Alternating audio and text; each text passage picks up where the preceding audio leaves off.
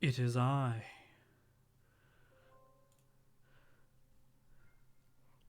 Man, Spotify is real quiet today. First time you actually see the starting soon screen. It's the first time I've used it, to be honest.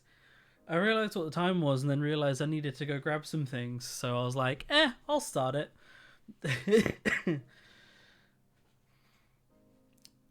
Breath. Forgive if I am a little bit claggy, for lack of a better word. Last stream, I was starting to go a little bit loopy. I had a bit of a sore throat and I was knackered by the end of the stream. Turns out, I have COVID. I'm at the end of it now. I'm almost done. I'm almost healed. But yeah, the last week I've had COVID, so that's been fun. So we're gonna be building some Vermintide. I have built a lot of these already. Most of the rats. There's just an example of some of them. There are some bigger rat models that I've already built as well. There are some rats left to build. Mostly these little dudes, the little just like rat army dudes.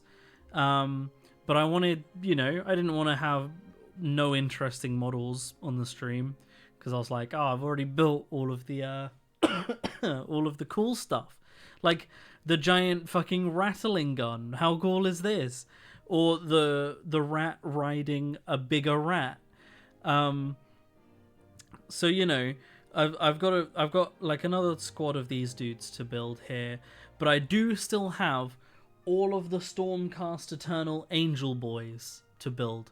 So I'll probably do some of the rats. We'll have some of the rats in this stream being built for sure because they're rats and they're fun. But then we've also got shit like, I don't know what info you can really glean from this, but yeah. So we're gonna be doing some of the Stormcast today. I don't know if you want me to open with the Stormcast or if you'd rather I open with rats. But yeah, I wanted to show off some of the cooler models that I have already built that I will look forward to painting. They're in the pile of shame because I've got so much other stuff to paint first. But I had COVID and was like, Skaventide's arrived. Fuck it. I'm painting. I don't care.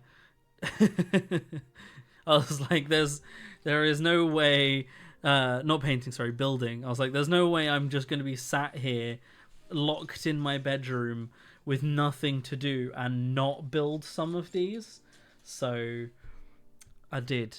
I built them. I built a lot. There was also some scenery that came with the set. I've already built that as well. Is the music really quiet? It's really quiet for me.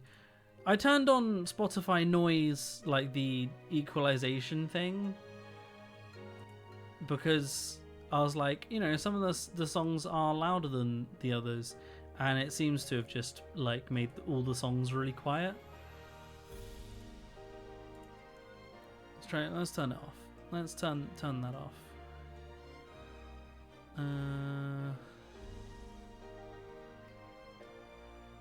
I can't remember where the setting was. Normalize volume. Go away.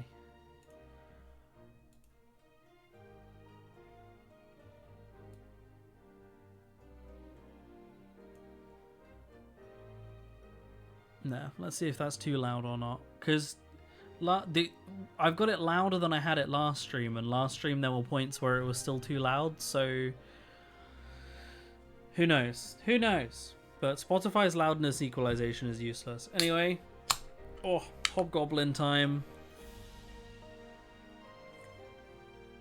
But yeah, I was at my new job for a whole grand total of 4 days and managed to catch COVID, so yay.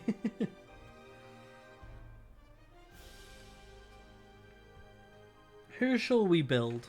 Let's have a look through the Book of Dreams. The Book of Dreams. I've also got a couple files and clippers.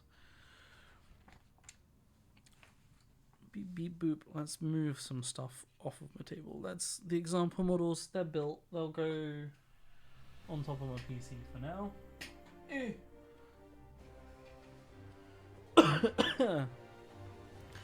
I work customer service, kind of. I'm a dancing monkey. I do talks and shows and stuff at the aquarium that Leo is a biologist at.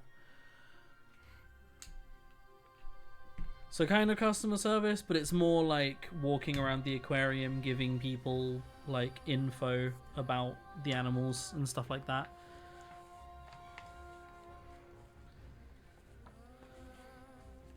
A monkey, a dancing monkey is an expression. Shall we build the dude that rides a fucking hippogriff? I can't remember what it's actually called in this. It's got a name. Sure. What sheet's he on? Sheet A. That makes sense. It's the first page. Which one is sheet A? Don't think it's this one. Oh, might be this one. Looks about right. I do be dying. I feel fine.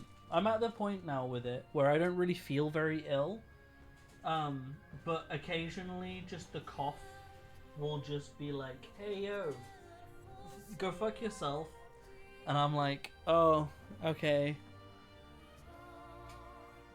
Hi.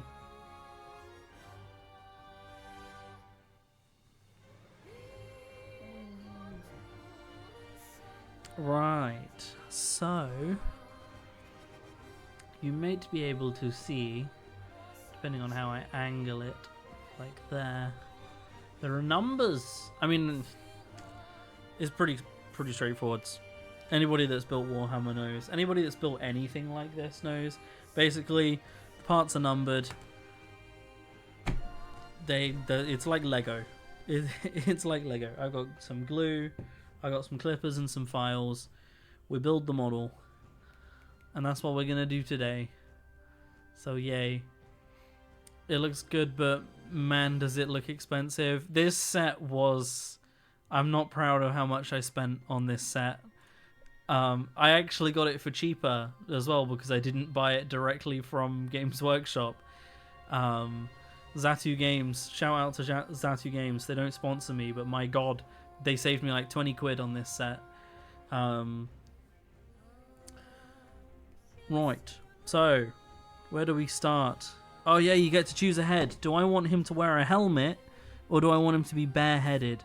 I mean, helmet is so much cooler, no? Why would I ever want a dude with a bare head when I could have a dude with a bare helmet? Look, there's his stupid little bare head. One arrow, and this man is dead. Look at that. Look at that Ultron-ass helmet. Look at that. That's what I want. Look at that shit. Look at that's so much cooler. No head. Headless rider it is. So, A1 and A2 to start with. This is the best part. It's like an advent calendar where you're trying to find the chocolate because the numbers are like all over the place. A1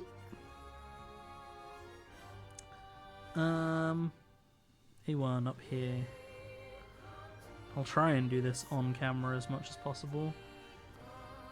How's the camera looking? I could possibly brighten it up a bit. Now, is that meant to be a sticky uppy bit there on his shoulder? I'm going to assume yes and leave it.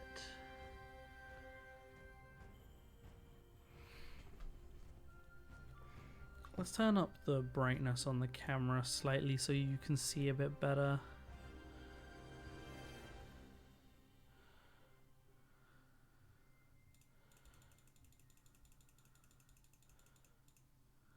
Is that better? That didn't make a difference, did it? I can make it really bright. It's too bright. I think that's too bright, to be honest. Hang on. Just that. Is that better or is that worse? You're being eaten alive? Mood. Mosquitoes. I killed a mosquito yesterday. I have no idea how it got in. The windows are closed. Right. Anyway. There's probably going to be a bit of reflectees because the plastic is slightly reflective and it's annoying. But, you know, we'll just have to live with that.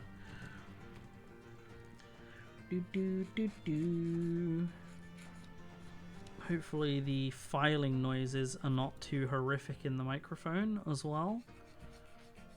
The microphone's up high, so hopefully I'm not just like filing right into it.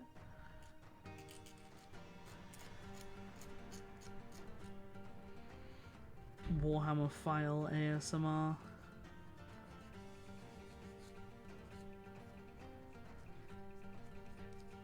Some people don't file down their models, and those people are psychopaths. Like, how are you going to cut it off the sprues and then not remove signs that it was on sprues? What's wrong with you?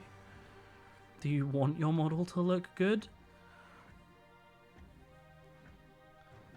So then we put a little bit of glue. Your blind cat is very confused about why there is clapping around her. You just tell her she's doing a really good job.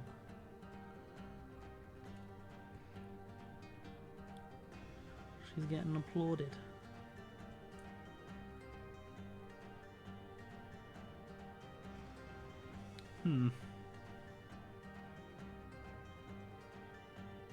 Is that right? Did I put that in the right hole? Yeah. No. No, I did not.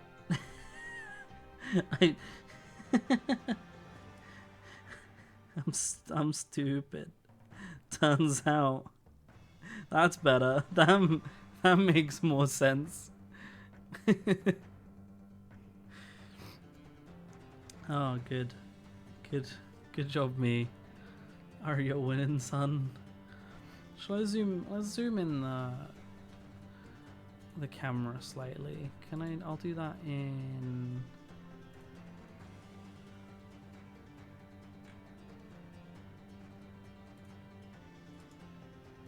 I was gonna do it in Streamlabs, and of course it's not just as simple as just like adding a zoom.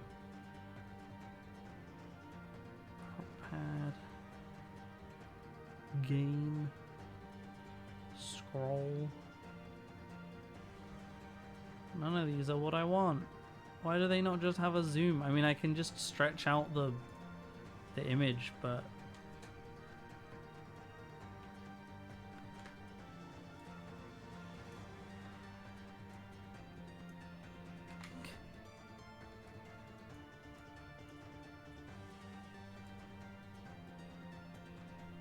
I just wanted to zoom it in just a little bit, just a small amount, so that you can see this a bit better. I mean, the alternative is like physically moving my phone closer, but which I guess makes more sense. It preserves the quality better.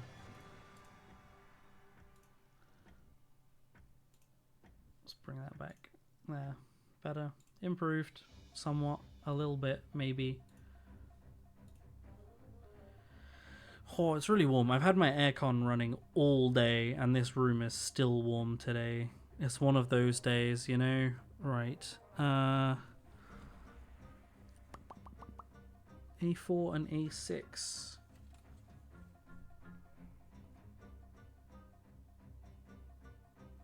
There's A6.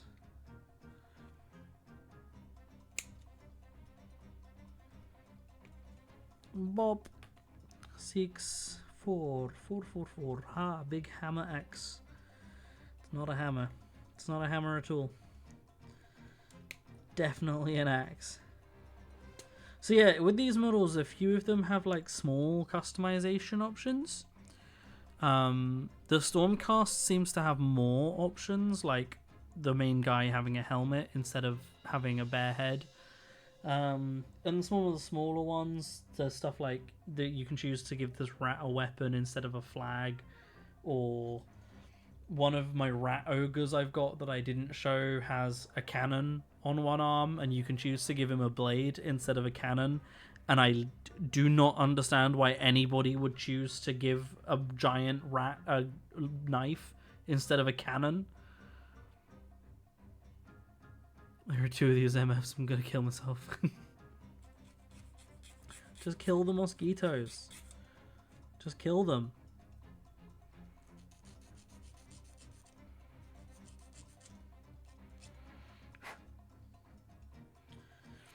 Leo actually looked at an aquarium in France the other day because they're hiring an aquarist right now.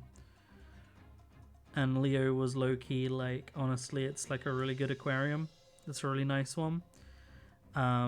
North France though, not South France. So, but anyway, I looked it up, and the average wage for an aquarist in France is approximately £3,000 a year on average, less than it is in the UK. And in the UK, the average wage for aquarists is minimum wage. So, you know.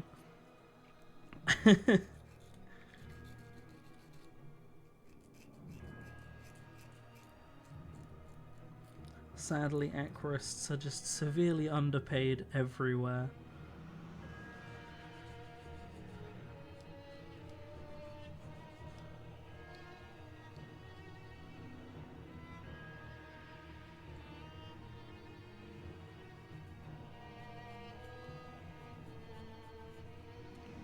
Once again, trying to remember to do everything on camera is the bane of my life.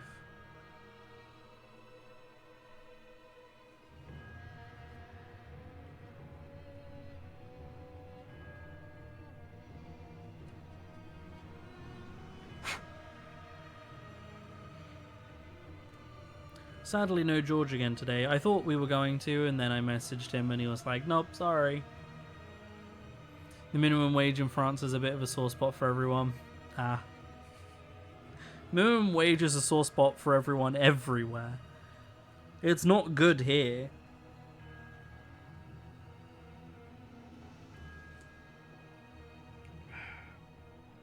Right, if I move... How far back can I move the phone? I every single stream, like, re-angle where this phone is, but...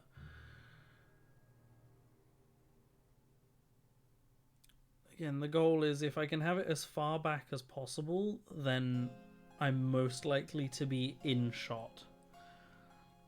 Because now, like, the bottom of the frame is here, which is like... Is it really? It's here. Yeah, close to the bottom of the table until I lift up, and then I lift out of frame instantly. Anyway, right, next step.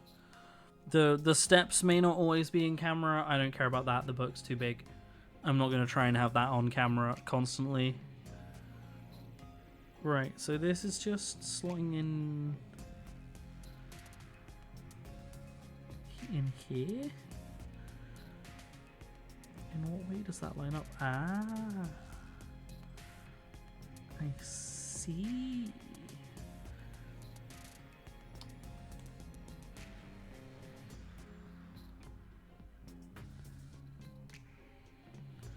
Little bit of glue.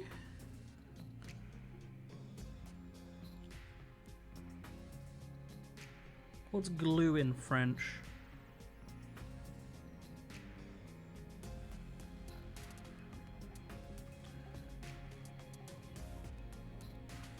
Laurence.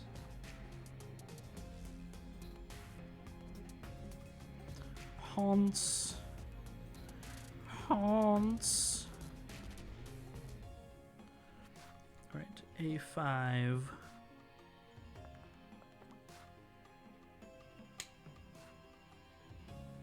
Cool.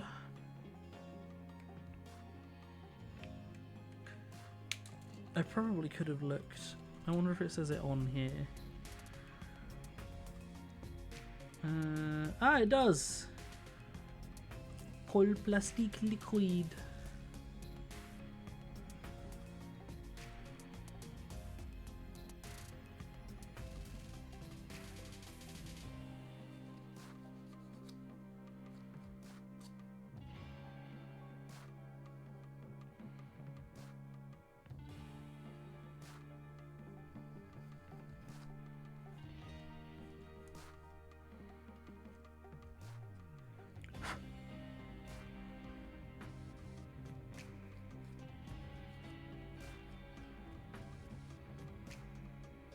My accent's pretty good, to be honest. I mean, I'm sure it's alright. I don't know if I would have...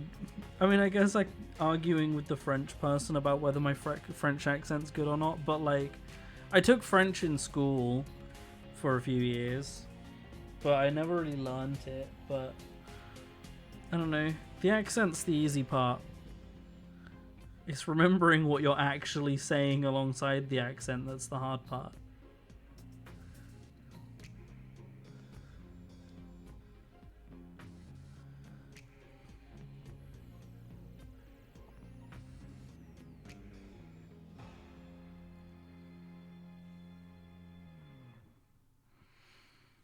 I feel like coming from English, you can really learn any accent because English itself is just like a bastardization of every language.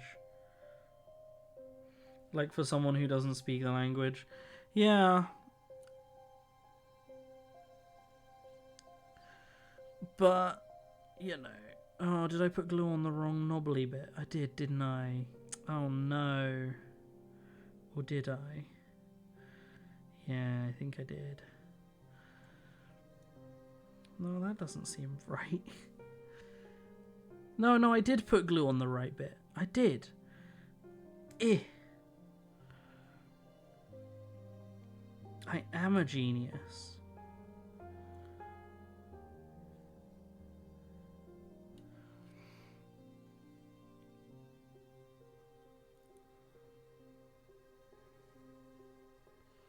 For you, keeping one accent straight in English is the hardest part. Yeah, we've got so many. That's the wild part. Everywhere you go tries to speak English differently. They're like, nah, it's us, mate.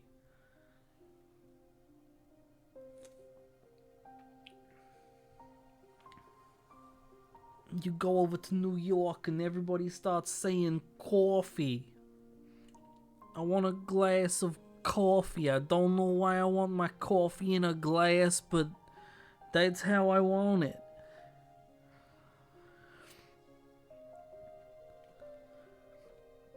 And you go over to Ireland and they're like, oh I want a cup of Irish coffee.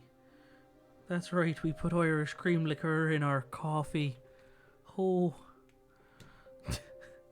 And then you go over to Scotland and they're like, I'm from Scotland. We don't drink coffee over here. No, we just drink beer and whiskey. And then you come over to England and they're like, oi mate, I'll shank you. Give us your country. Right. I'm now building the Griffin head, which has nothing to do with the man that I just built, so we'll put him aside. 12, 13, and 14. There's 13.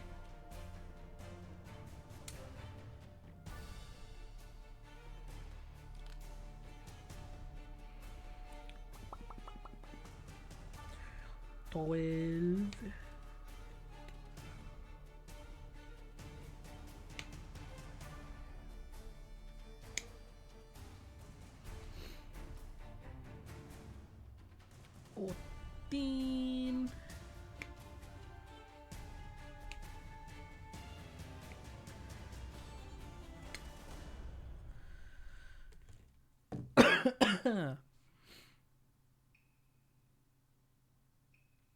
Give me all your king's corpses. Yeah.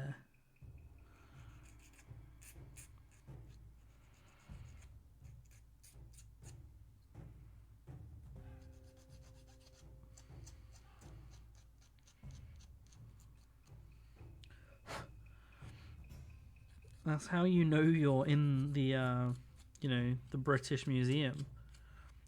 Is when there's nothing in there that's British.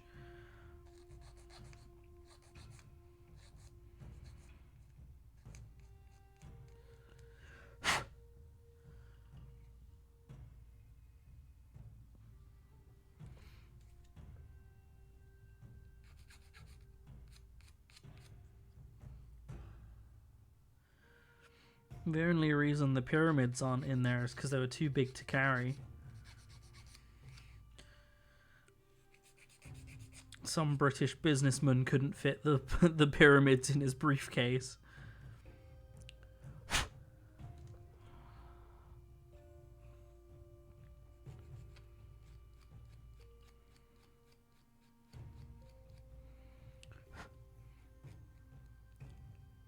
What's corpse in French? I know that like death is like la mort. Do you okay, actually, is it la mort or la mort? Thinking about it, I can't remember if it's like a. Sometimes you have like soft T's you don't pronounce, and sometimes you pronounce them. Is la mort okay? Oh, is there not even a T in there? And corpse is just core. Oh wait, there is a T. You just don't say the T. Okay, okay. I was actually right, because that's how I said it the first time. I am proud. I'm basically French.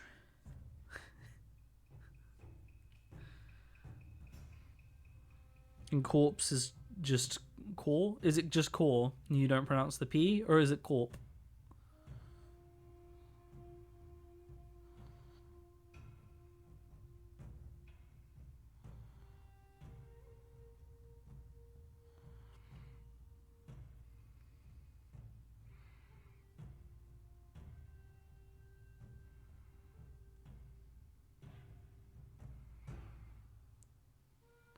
No P is said. Okay. I'm learning. I'm learning. I think that goes... I'm not doing this on camera, am I?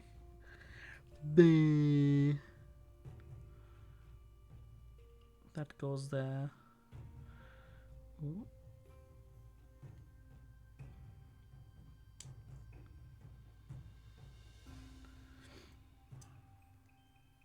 Oh. Come on, go together and stay together.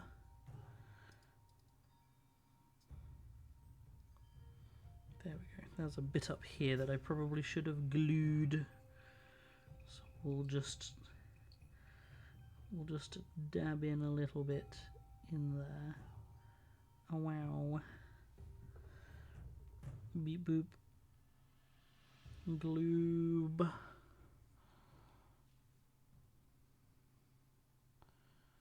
Thou hath sunken. Yeah. I really wish that I could just like wear a GoPro on my head.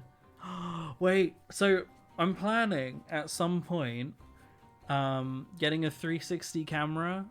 The reason I want to get it is for scuba diving, because me and Leo dive, and I think it would be really fun in the future to film it. And I thought about getting a GoPro, but then was like, if I got a 360 camera and just attached that to my head or to like my jacket, then I can literally choose whatever I want to look at after the fact, right? It doesn't matter what I was looking at while I was under there, I can get anything, which is really useful. What if I used that same 360 camera when I eventually get it to film?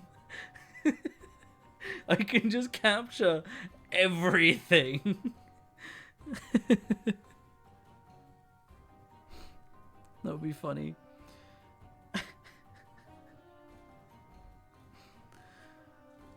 Right. Part of the griffin's head. We need 15 now. Ah, for his, like, crown. His mantle.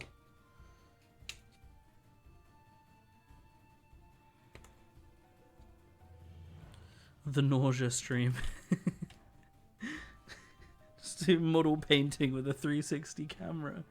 I can't think of a single thing wrong with that. But yeah,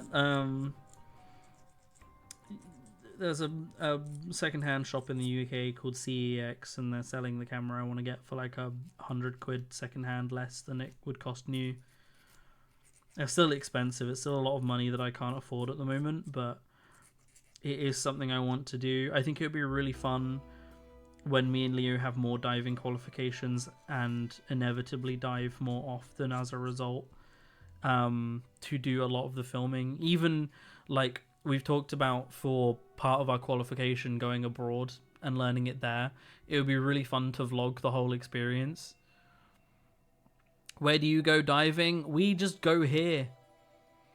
There's a few different diving schools in the city we live in, so we just chose one and have been learning to dive with them. And yeah, it's just the beach is literally where we live. Part of it was on the beach, part of it was going out on a boat and then hopping off the boat.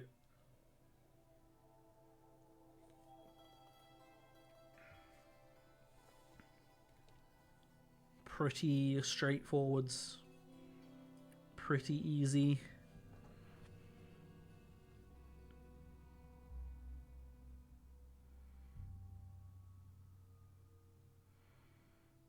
Glue.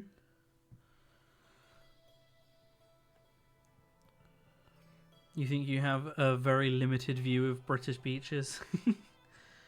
I mean, there's surprisingly a lot going on. I mean, there's a lot in British oceans.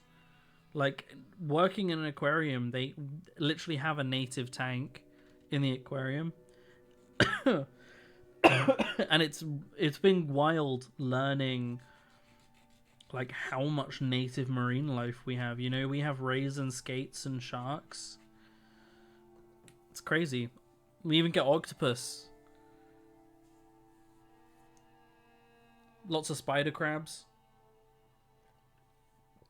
Last time we went out diving, we saw so many spider crabs, and there were loads of shark like egg cases everywhere because it was that time apparently. But yeah, I mean, British beaches are pretty... I mean, they're pretty generic a lot of the time. They're just beaches. But Britain's small, so, like, everywhere is a beach.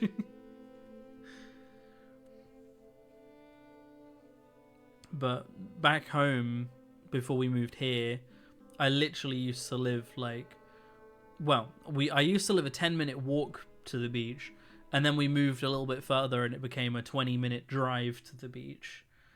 And here, again, it's like a 15-minute drive to the beach, so not very far.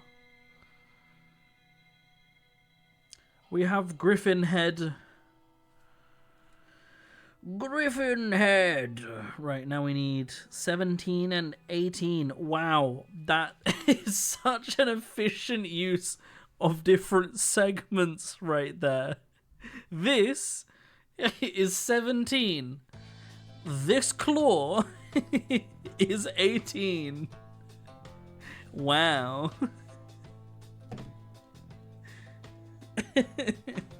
So to confirm, this right here, though my hand is in the way,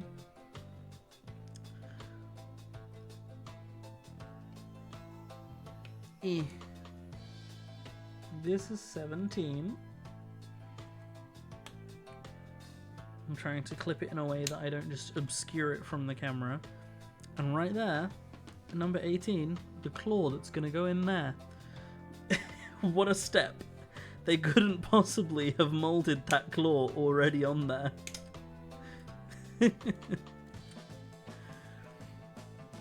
Where is it? Here. There. Boom. Look at this. This was worth a whole spot. This was worth a whole step.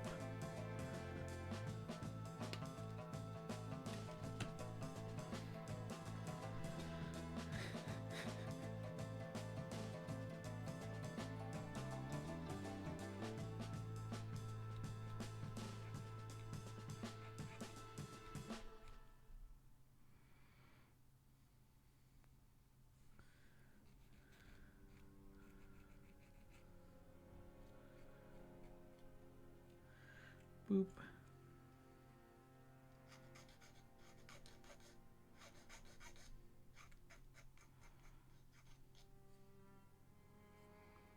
Song is playing. It's quite quiet again.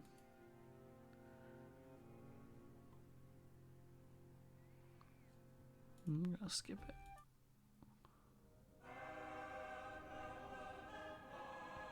Dun dun dun. Not fun if it makes sense. I guess.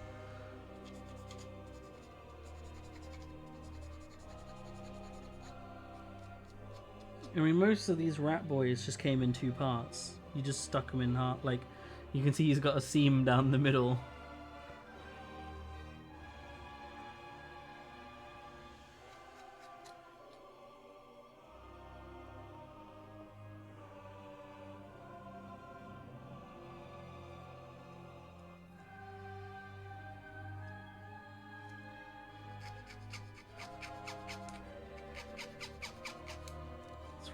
Really aggressively noisy filing right there.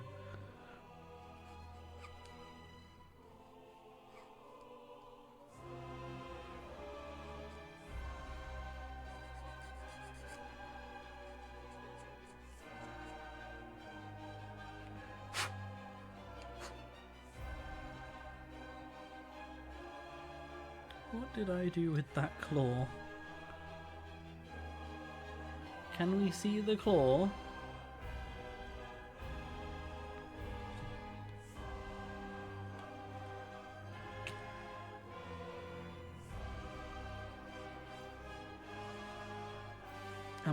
Am I stupid? Huh? Ah! Found it.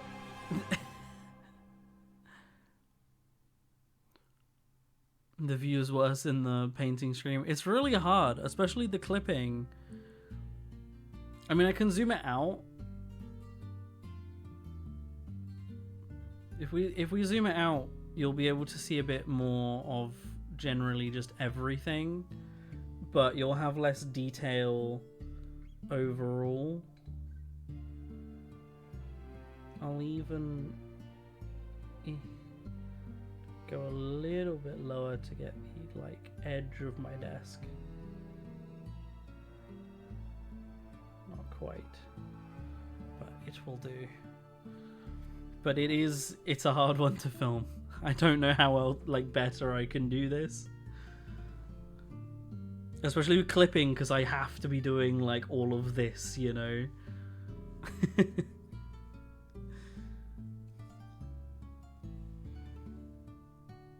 Did I file? Jesus. I think I just had a stroke. I did file the claw already.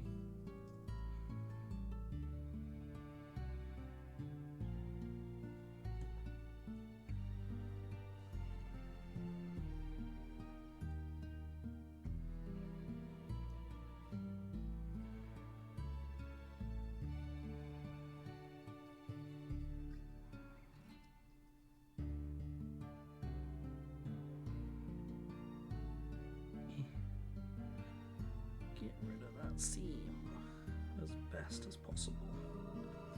I think not seeing the details is a good trade-off for being able to see the model.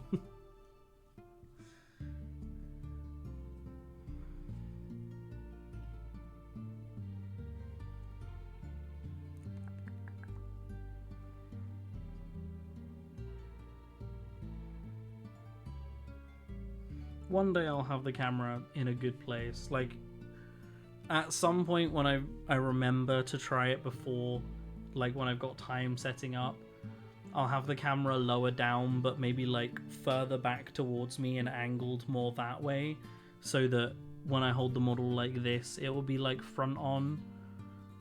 But who knows? Who knows? The problem is, the camera and me are both physical objects that could interact with each other. It would be really convenient if I was just a transparent ghost and I could just go through it. Right, I need 9 and 16. They're really random numbers on this. Normally they're in like numerical order, but not today. 9 and 16. 16 is the tail.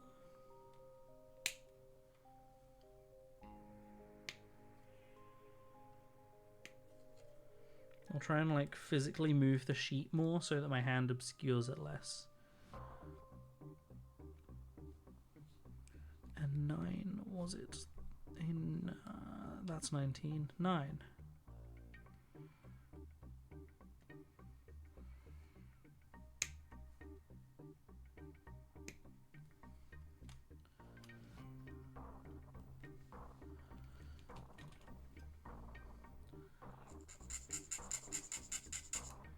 That's an awful sound.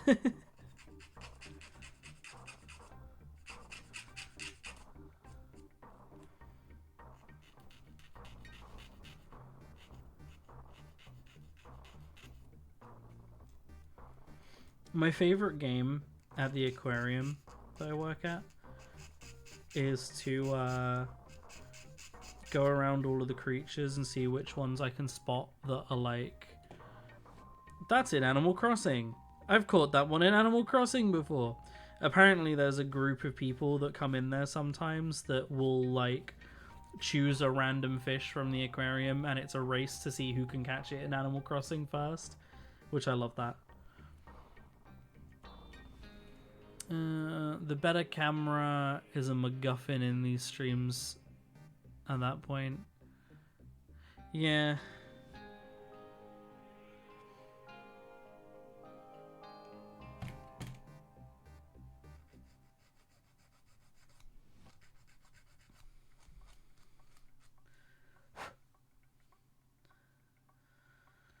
I just don't know how like proper channels do it. Because they're usually using really decent high quality cameras as well, which means that they're bigger than like a mobile phone is.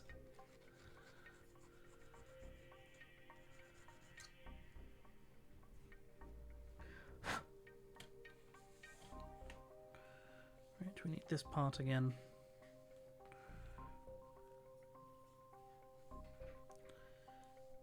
So this is going in there. It's like the bottom of its belly, I guess.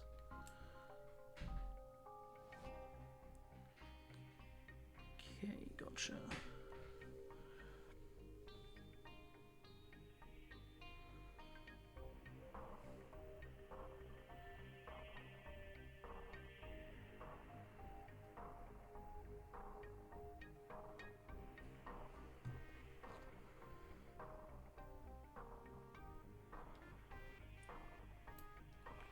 Squibs. In like that. I love the detail on some of these is insane though. Like, look at the detail on that chainmail.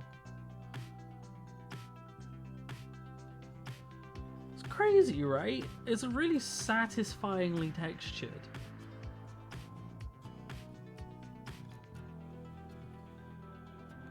Like, that must have taken someone ages to 3D model. And then the tail goes... Ah, I see.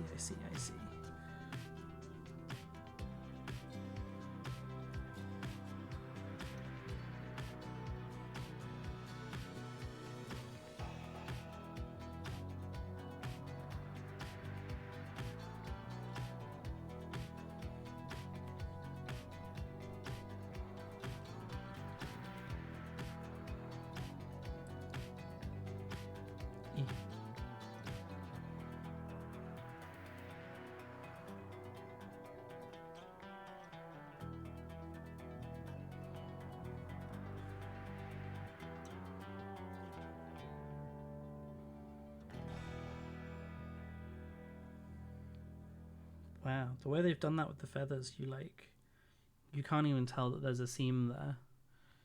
That's done so well.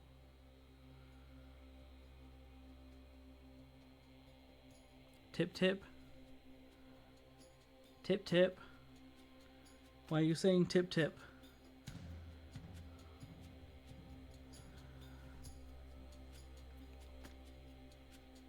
Tin.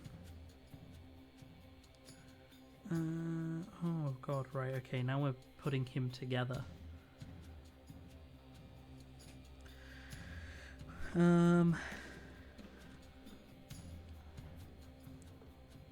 Head first, I guess.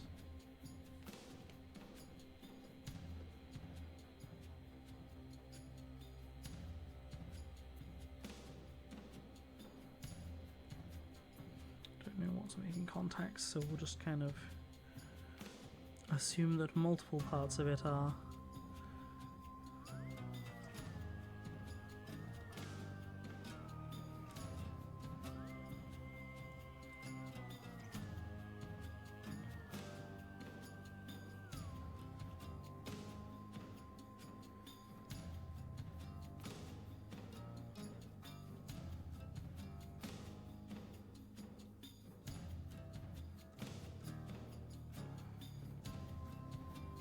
Nice. Matey bollocks. Who's going in there? I think. Oh, because his body's already on it. I see. I didn't even realize.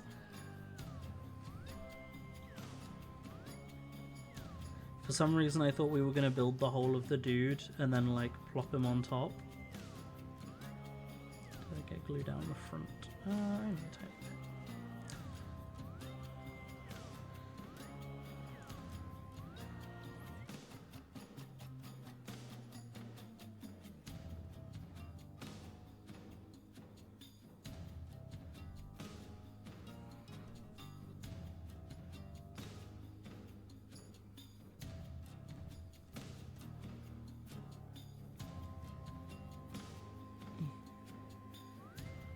I don't know how he's supposed to go in. Just cram it in until it makes sense. Eh.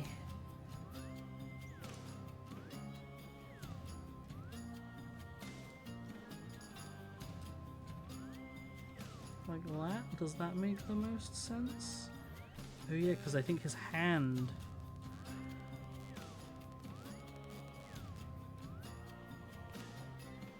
wants to glue on there.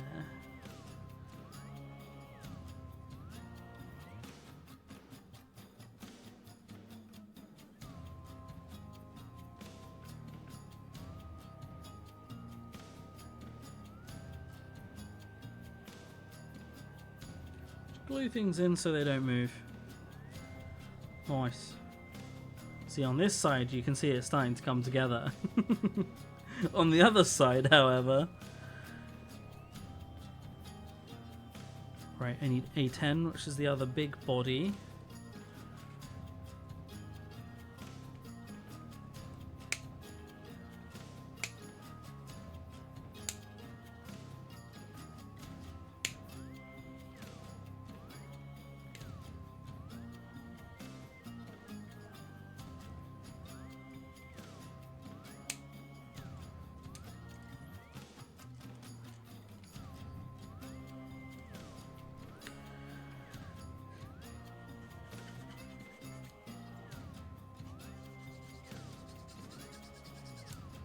When it comes to actually painting these guys, that's going to be a ways in the future. The hollow, you don't know why you thought they weren't. Some of them, I mean, it depends on the model. Some of them can be really heavy because they're quite, like, some of the scenery, it's still definitely not, like, solid all the way through, but it's hefty. But it's also more expensive to, like, you know, make something solid all the way through. So there's no real reason to. It's just going to make your model more expensive. But I mean, like, way back in the day, OG Warhammer was made of lead, so I'd much rather this.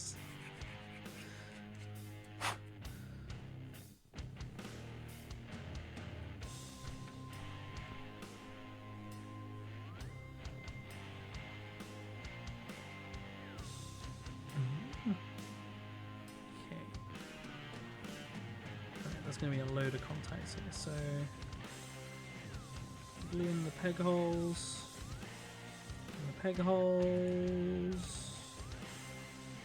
tiny bit up on the cape, and then, you know, all the surfaces that will be making contact. This plastic glue is great. Citadel do their own one. I normally use the Citadel one. I bought this one by accident thinking it was just super glue because I wanted to use it for something else. It was not in fact super glue, it was model glue. But it's a really good model glue, so I've been using it, and I'll probably be using it over Citadel in the future. It's just a bit nicer to use. Right, well this is going to be fun and interesting. Trying to line up all of these pegs and holes.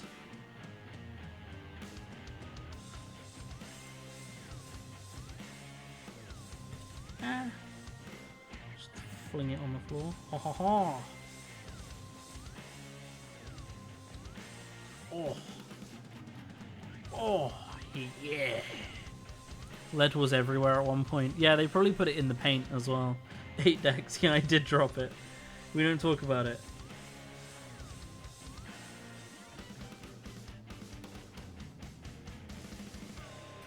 Why's the base not quite coming together? I might have to glue that and hold it.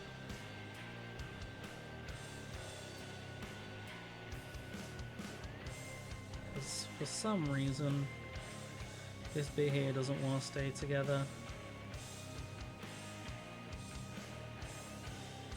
And rather than figure out why, I will brute force it. I will make it stay together. There's a bit here on the ass as well.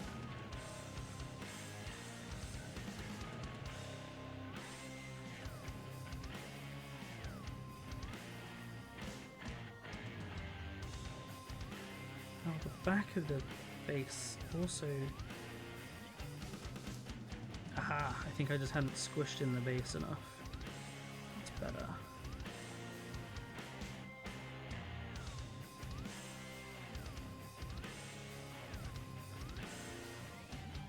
Nice. Nice. Look at this man. Look at the detail on his axe. Like, these models are insane. Also, that helmet is so much cooler than just like some bold guy. Why would I ever choose the bold guy?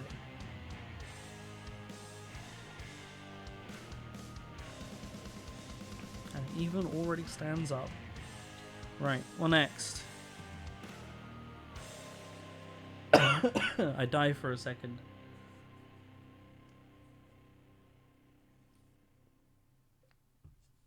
A20, the cape.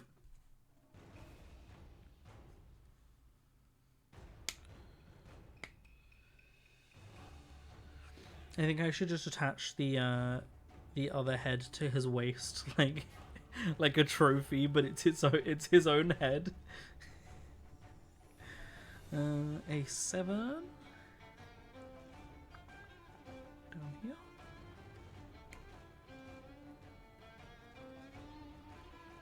And A19 up here.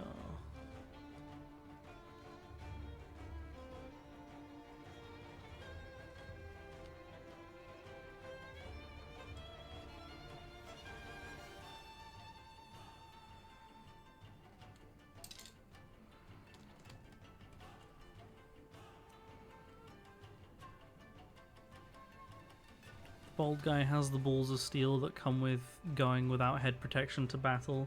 Honestly, occasionally, I've obviously been reading the Horus Heresy books, right? And occasionally a dude just goes into battle with no helmet on. And I'm like, bro, one headshot. This is set in the year like 30,000 or like 35,000 at the point I'm at in Horus Heresy, right? These people are using las cannons. They're using insanely powerful rifles with exploding ammunition. They're using like melter cannons. Like, some of this stuff will take your head off in an instant, and these guys are like, I'm gonna lead my squad without my helmet on. And then later on in the battle, someone from a different squad tries to radio him, and they can't because he's not wearing his fucking helmet, and the radio's in his helmet.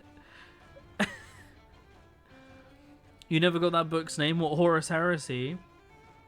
The series being called the Horus Heresy.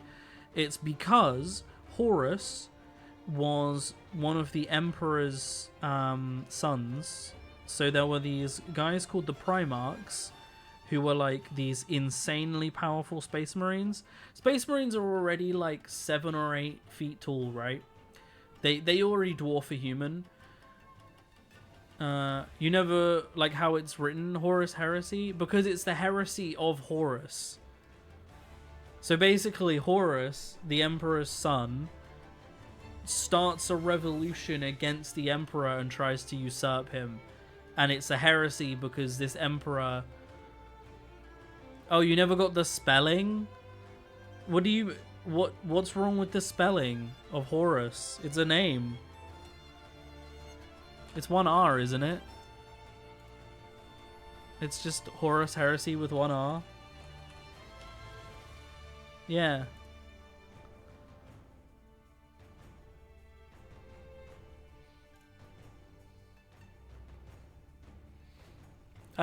What's wrong with the spelling? It's just a name. Is there a French name called Horus where you have 2 R's in it or something?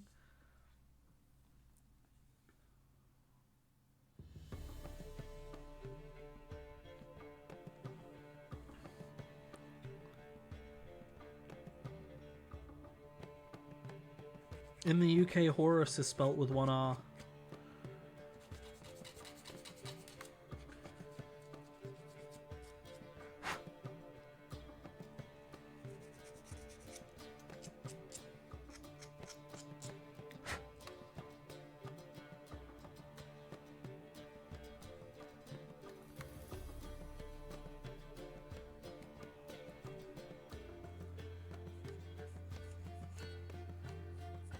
I need to play The Witcher again at some point. I was doing a complete series of it on stream and I never completed it. It'd be really funny to just pick up my save where I left off and just be like, what's going on? Also, I think they released ray tracing for it, didn't they? So I could pick it back up with ray tracing. I waited so long for the Witcher ray tracing patch because they spent like 50 million years on it and then never played it. The name that comes closest in French is Horus, but you weren't sure if it was spelled similarly. I mean, yeah, there's multiple ways of spelling it. It really depends on the person.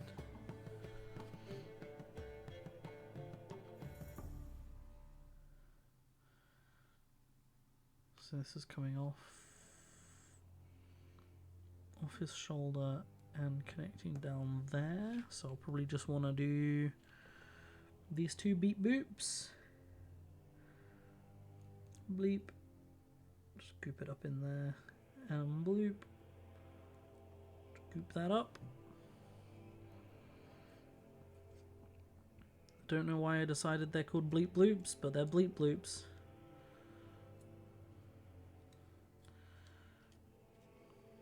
Mate. Thank you. Bleep, bloop, motherfucker.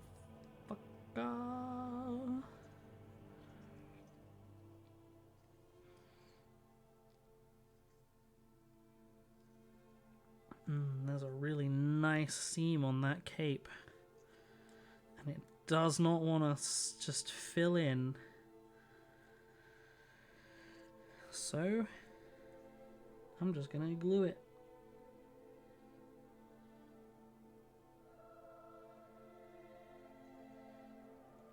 No seam here.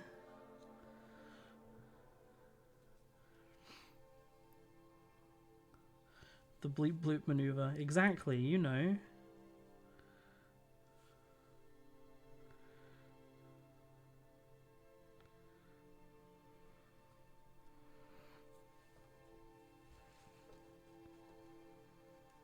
Oh no, I've made things so much worse. Now there's cat hair in there. I just wanted to mop up some of the excess. Oh, now the tissue's attached to it. Oh no. Oh no.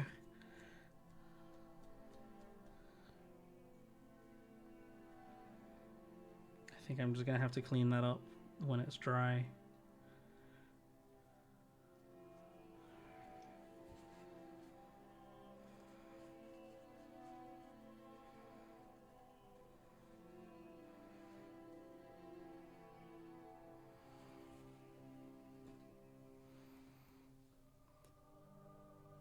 If I want to Lord dump your all ears since you interrupted me. I'll just explain Horus. Yeah, basically there's the Primarchs, and I think there's like 20 of them, and they're the Emperor's son, the Emperor of Humankind. And they're like these insanely powerful, like, they dwarf even Space Marines. Like, Space Marines are like, you know, huge. They dwarf a normal human, and Primarchs are like to Space Marines what a Space Marine is to a normal human. And they each lead a legion. So there's like different legions that of Space Marines, and each Primarch like leads his. And then the Emperor kind of bows out of the war and like goes home and appoints Horus as the War Master.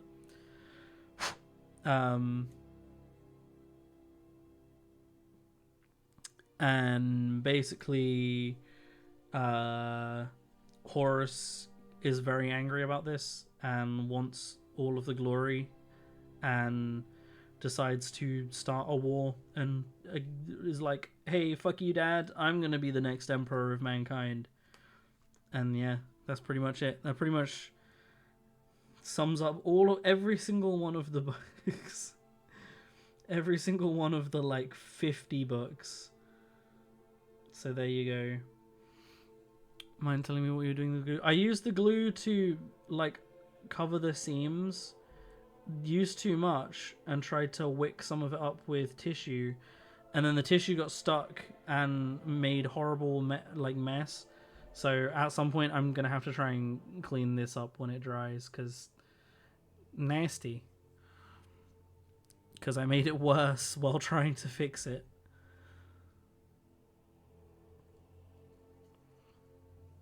Beep boop. Nice. We're getting there. Right. This goes on his shoulder. Yeah, up there.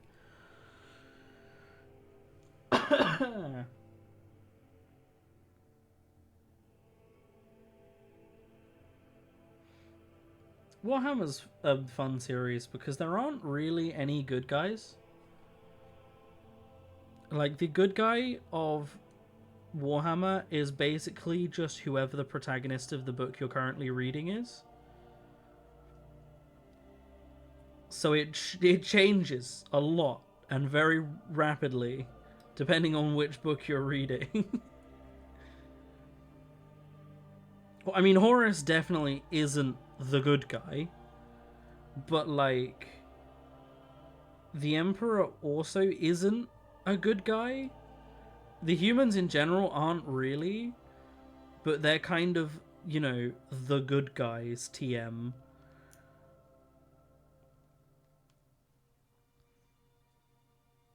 Kind of like the Brotherhood of Steel in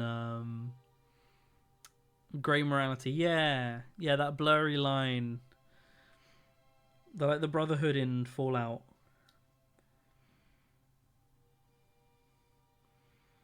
I mean, there are definitely sides that are definitely the bad guys, you know? The demons of chaos. Very much not really a way to spin those as being good guys. Necrons are... They're like these immortal skeletal beings. They're basically kind of humans, but not really. They were a different species, I think, that like put their souls into robots, and then the immortality made them go insane, and they all just like go to sleep and lie dormant on planets, and then people go and accidentally wake them up and get fucked up by them. And I honestly, it's never really the Necrons' fault. You've got the Tau, which are the alien communists, and honestly are probably as close to good guys as you can get. They're just like an elite society of like incredibly intelligent beings.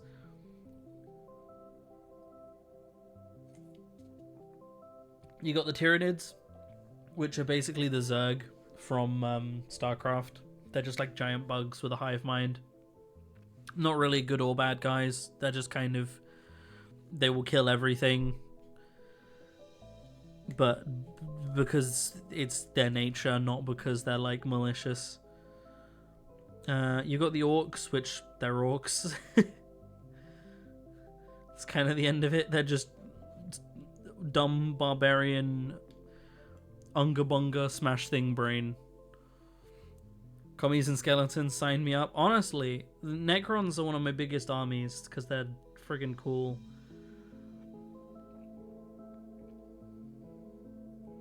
And George has an army of Tau, the communists. So people that know Tau deep lore will very much be grumpy about me calling them communists, but I don't care. They're not communists. Their society is way more in depth than that. I don't care. They're communists. It's a TTRPG? No. I mean, that would be cool. You can. There is a Warhammer TTRPG. There's one for the fantasy one, and there is one for the sci-fi one. Like, you can run a TTRPG in the world. But it's actually literally just like a my army fights your army. Like, it's a turn-based strategy that just happens to have a shit ton of background lore, basically. They made really cool armies for their turn-based strategy and went, let's add lore to it all.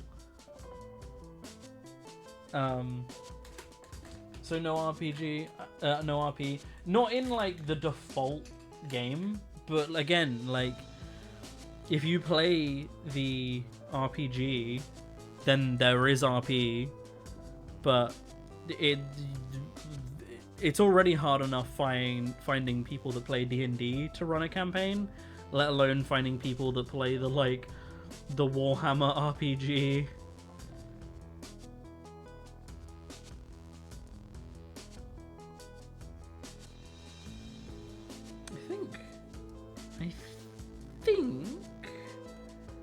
I thinky with my brainy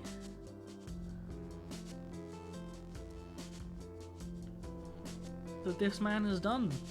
That this man and his haunts, his bird haunts, I can't remember what they're even called. A Griff Stalker, according to up here. Lord Vigilant on Griff Stalker.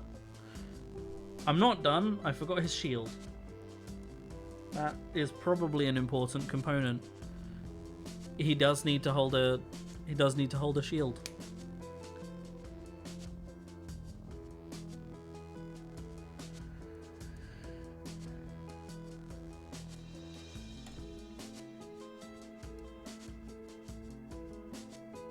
One hour, very efficient stream. These things take a while to build, honestly. That's not that long a time.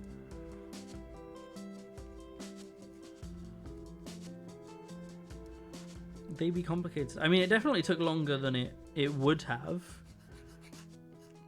because I'm talking, but it could have been longer. If George was here, I'd probably still be on step number 3.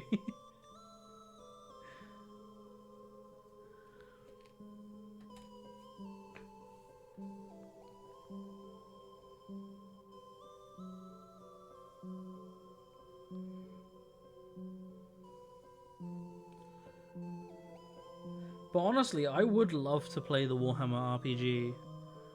But like, as the person who wants to play it, to get friends on board, I'd have to be the one... I'd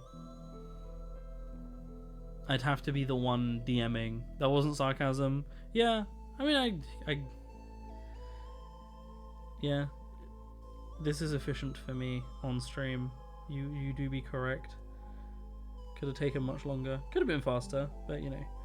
There we go. Shield.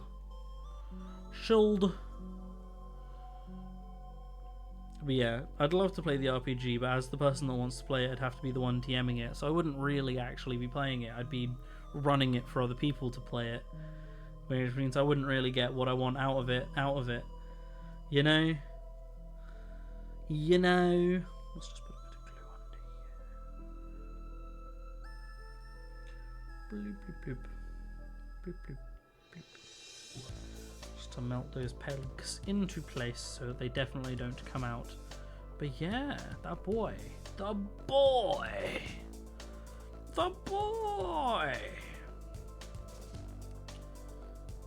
I'm looking forward to painting these guys as well. Should we do some winged boys? We've done a dude that doesn't have wings, but wings are fun. So let's do a winged boy next. Or winged boys, plural. I know how I'm going to paint the wings. I'm going to do them with these colours. I'm going to do them like fire. That's like starting from the metal frame and then like comes out as fire and gets darker as it gets to the tips. And like smokes off at the end. I think that'll look really cool. And then do these guys, like their armor, like silvers and golds. I think that'll look really cool.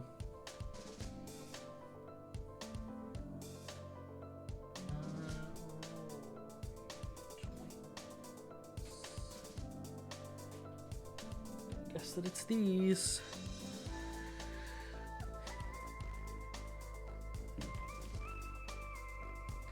So like, as you can see the wings here, they've got metal along the top and then they feather out. So I'll do it like really bright, like yellowy fire here that goes out into orange and then into red and then into like grey smoke. How many minis are there in that not at all expansive collection? Oh, that's a good question. That's actually a very good question that I don't know the answer to. Do you mean in my collection or just in this set specifically? Because I couldn't tell you the answer to either.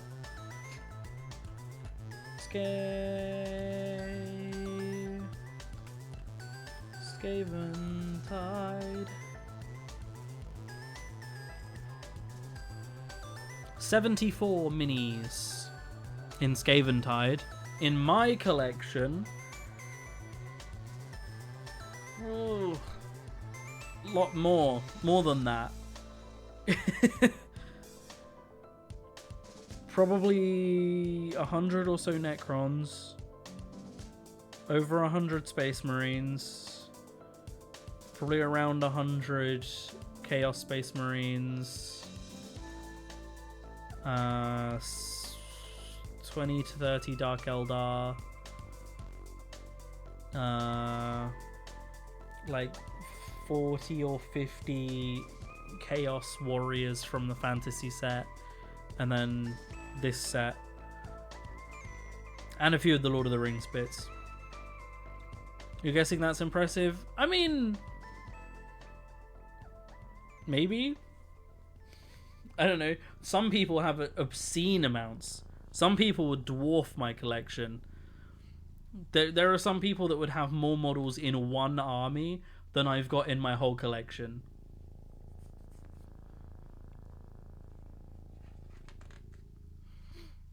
Some of these are going to be really fun.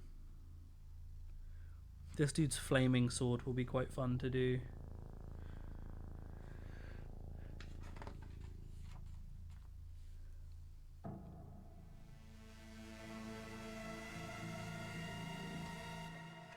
Where are they? There they are, prosecutors.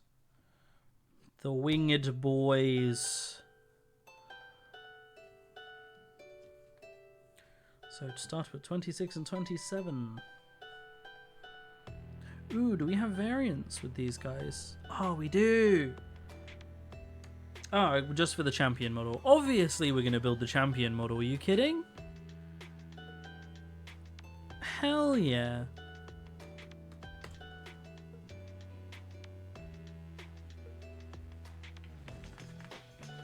I'm gonna have that boy with a trident. That sounds dope as heck.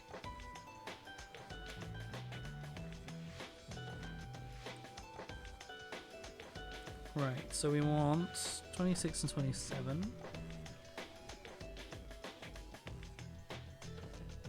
here.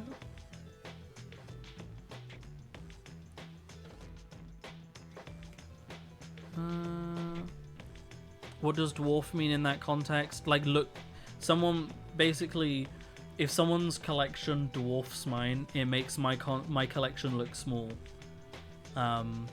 It's like a British, I don't know if it's just a British expression or an English expression, but yeah, to dwarf something is to make it look small.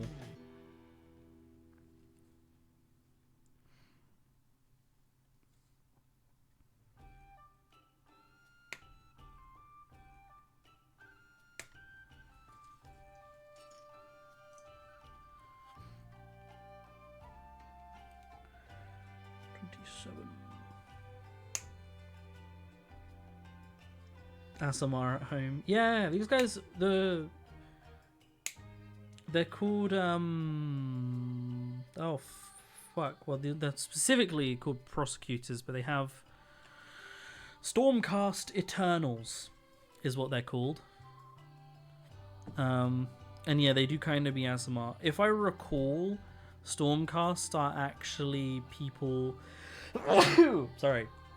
They're actually people that died in battle and were brought back as Stormcasts to continue fighting, which is why they're immortals now.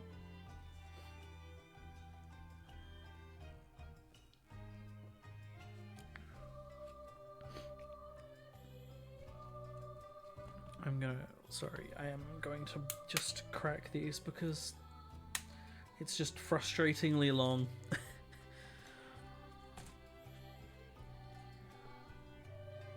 Much better.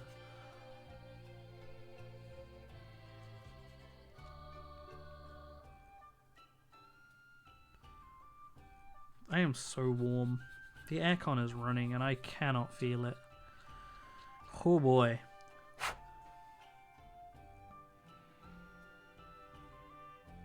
many connecting sprues on this model?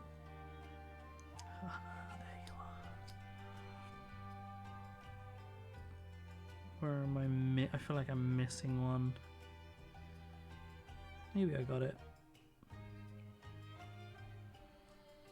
Hoing. Thinking about it, the style of their wings with the armor is very reminiscent of the Asamar in Baldur's Gate.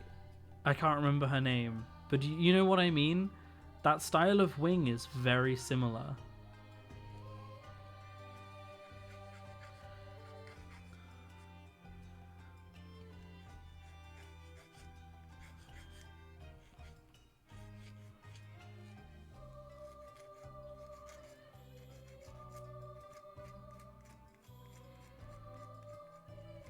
Was it Aelin? I believe she was called, right? Isabel's girlfriend. Looks like Archangel from the X-Men. Yeah, I can see that. Man, that's another character that the movies really did not do justice. He was, I'm not gonna lie, in the films he was really shit. He was just...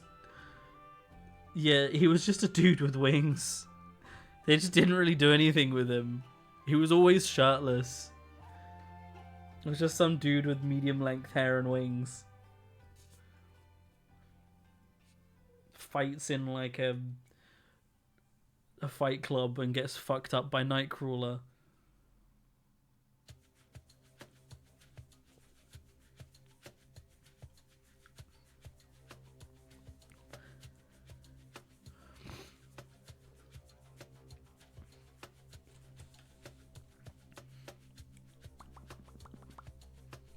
So wing goes into the back. Makes sense. But only half, because there's another one I need. Why would you not have these as the same step?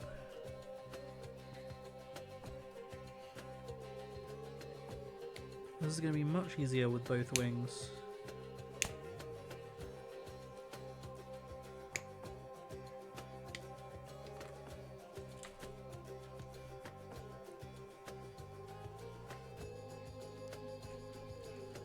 Sand level music. This is Hades music.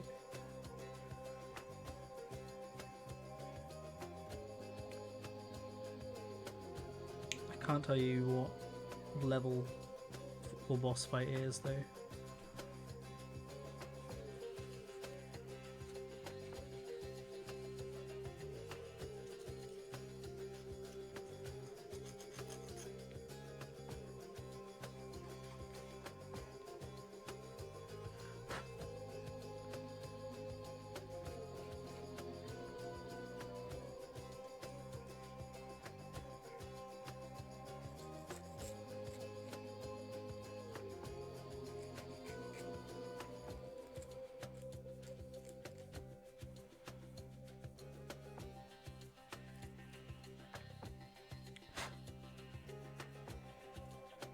My plan for painting these and doing the fiery effect is to like airbrush on the base colors, because then you can get a really nice gradient with the airbrush, and then use dry brushing to like get all the edge highlights on all the feathers and stuff. I think that will work really well.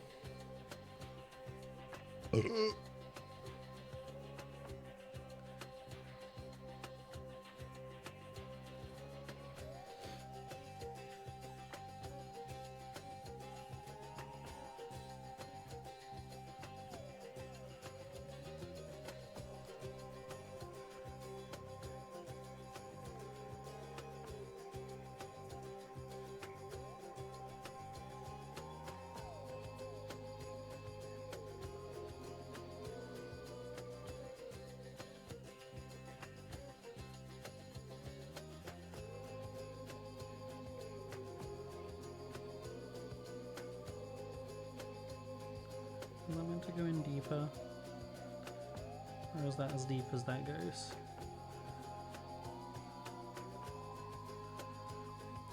Unless I went through the wrong hole? Oh! I am stupid. It's the right hole, it's just the wrong way.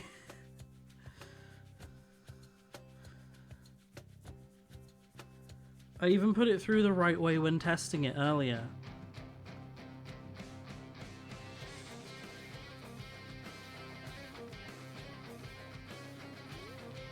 There we go.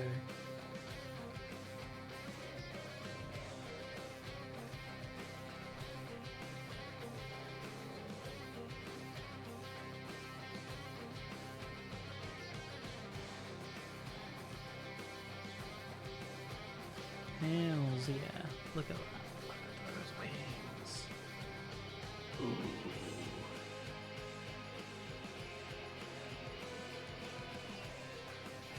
So, champion form, which is over here.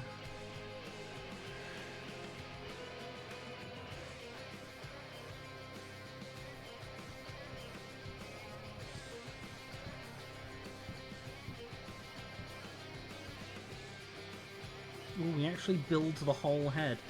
Oh, I can choose between faces. We want 33 or 34. Do I want him to be going... Or do I want him to be going...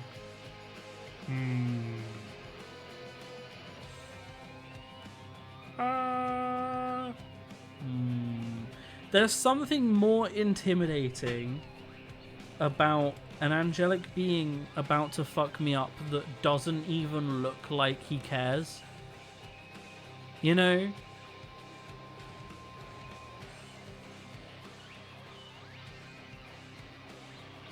You know what I mean? Goofy ass face. Like, that's less scary, right? If he looks like he's exerting, he's like, ah, that's less scary than a guy that's just, I'm killing you and it's not even a thing to me, you know? That's scarier. We're going with the indifferent face.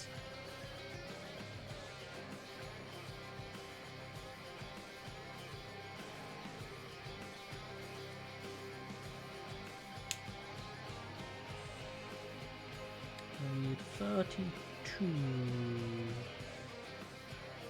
32. I don't think it's on this sheet. 32.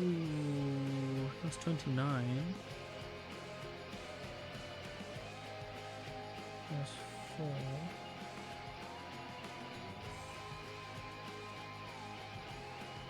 32. I think this might be the one piece for this guy that wasn't on his normal sheet.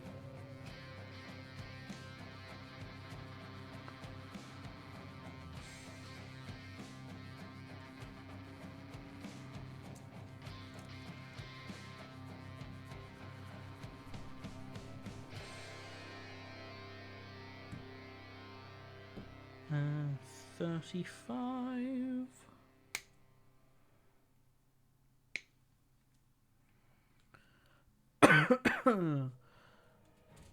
Put the air face on his spear for maximum intimidation. I'm so scary that my spear is scared of me.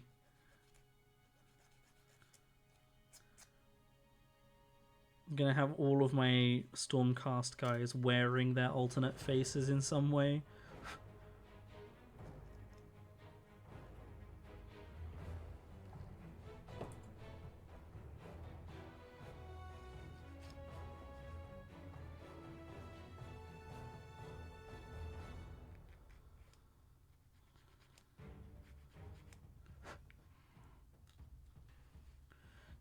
How am I supposed to hold this to file it?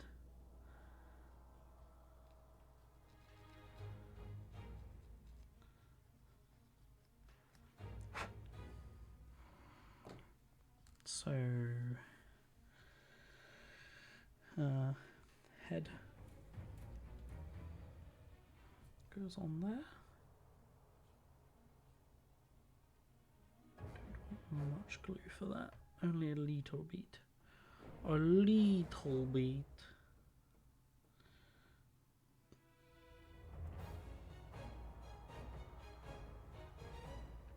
The helmet's very similar to the Minas Tirith warriors from Lord of the Rings, the Guardians of Gondor.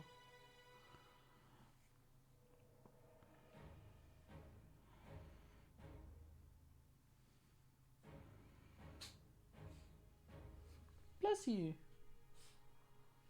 Where even are you? I can just hear her sneezing, but I don't know where she is. She do be sneezing.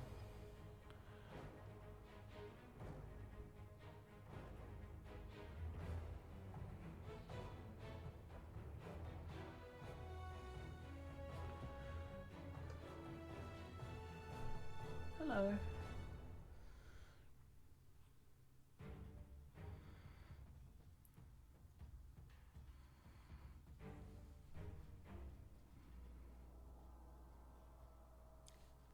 His head's distinctly...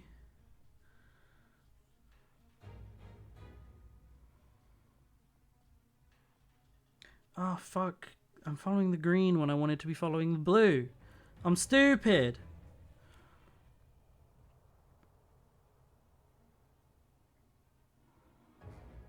Built the wrong head. It's because for the sniper guys, they misprinted it and they made the champion green. For the Skaven. So I followed the same thing and did green for champion when it is not. Is the body that's used the same body? Yes, so we can keep the body. The head, however, I put to the side because I built the wrong one. Could you imagine an angel who fights with his own head attached to a chain-like flail? Yeah, that's probably in something. There's got to be an anime where that happens. Right, so I need 30 or 31. Are they on here?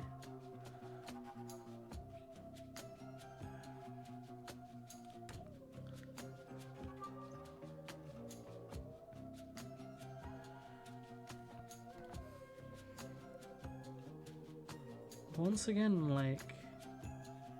Okay, I think one of these has a faceplate and one of them doesn't on the helmet.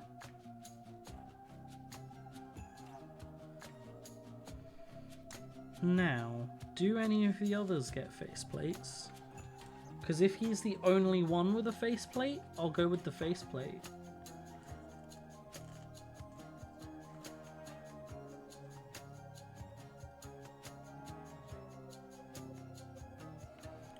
He's 17 and 18 on one of these.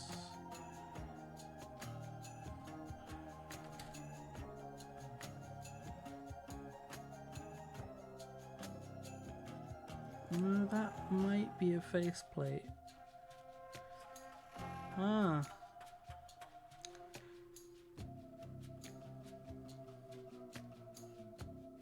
Or I do just do them all with faceplates. Screw it. Those are indeed faces. No, I mean as in like having a metal plate on the helmet that looks like a face versus having an open face.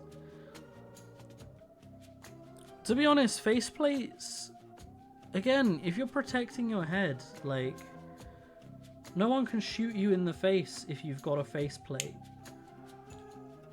That's just, like, Helmets 101.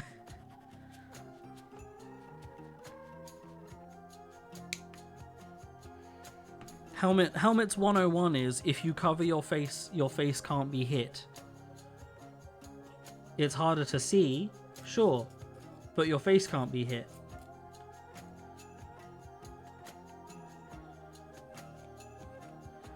And I just think that makes much more sense on a battlefield.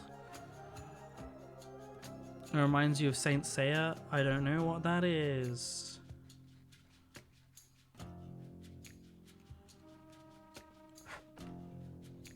Right. Head attempt number 2.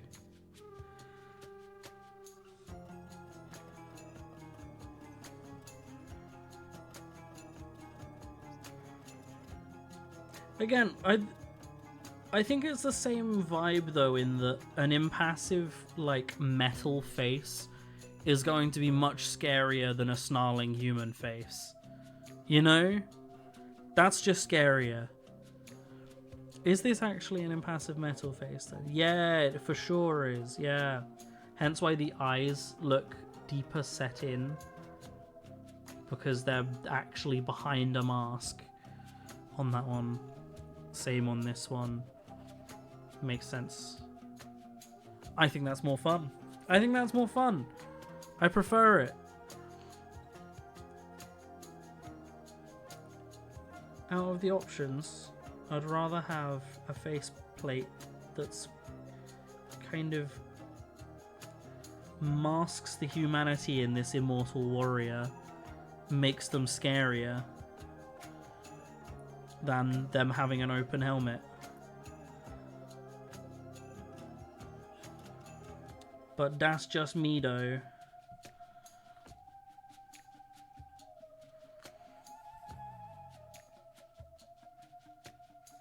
But it is one of the things that I like about these kinds of things is that, you know, if someone disagrees with me and they're building these models, they can build them differently. Everyone's got their preferences, everyone builds and paints their models and armies in different ways, and that's great. I fucking love that.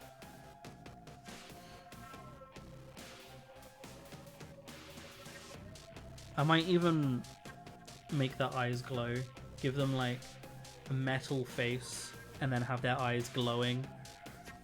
But we shall see. Cross that bridge when I eventually get to it.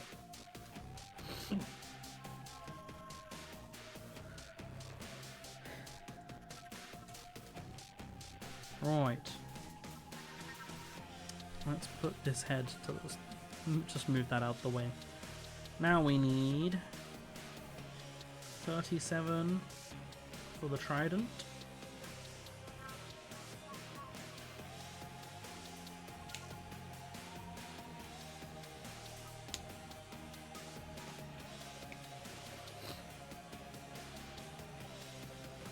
$36 for the leg.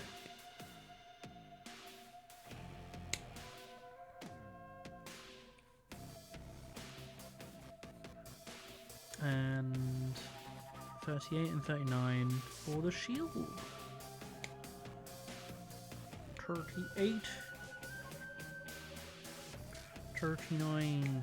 The shield style of these guys, like the spear and shield combo of Stormcast Eternals, gives me big like Greek vibes. I don't know what it is. I think it's the circular shields with the spears just really makes me think of like ancient Greece.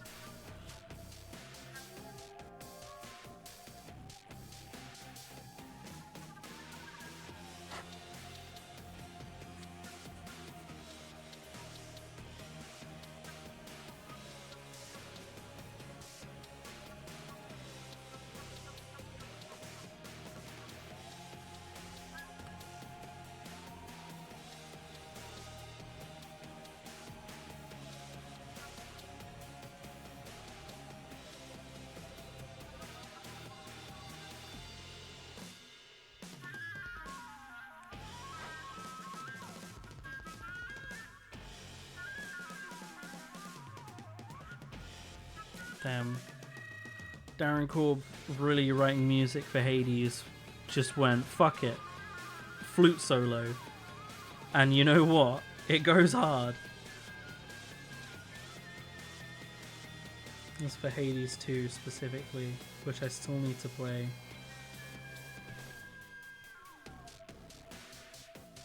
I need to complete Hades 1, to be honest.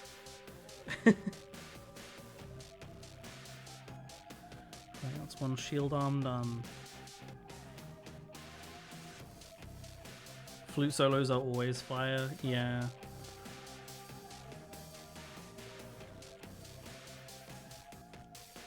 Have you heard of Jethro Tull, Bashimi? That... If you haven't heard of Jethro Tull, me saying that is gonna be like, what the fuck did you just say? Like, the fuck did you just say to me? They were a prog rock band from the 80s, I want to say. But one of the lead members of Jethro Tull has a flute and just always put a flute solo in. So if you ever want to listen to a flute solo that goes hard, Jethro Tull.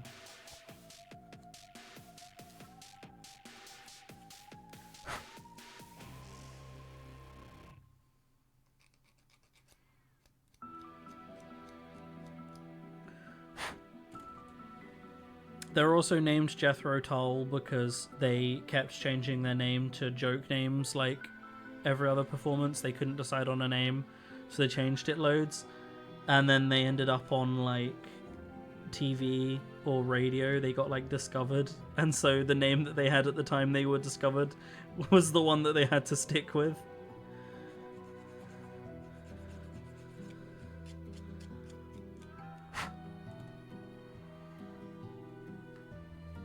spelling? Yeah, let me. I was just thinking that. I believe it's spelt like that. Let me just confirm. I think it's them that has a flute.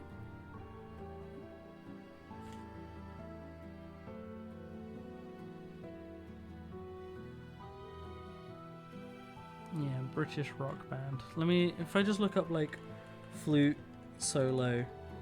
This is almost definitely going to get copyright, but I just want to hear one of these.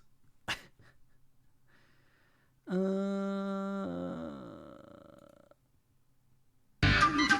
god, that's loud.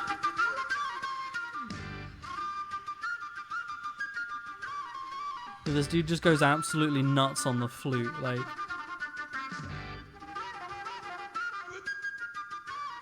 I'll probably show this.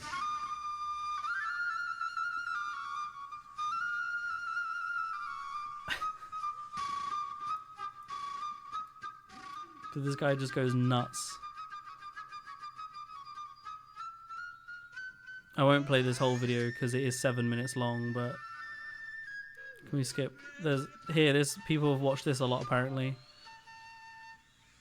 Does he go hard? He's sweating. I would be too. Nearly 3 minutes of non-stop flute playing. Oh. Isn't that a Christmas song?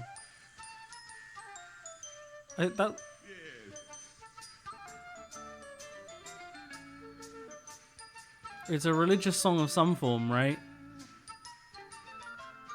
I think it's a Christmas song.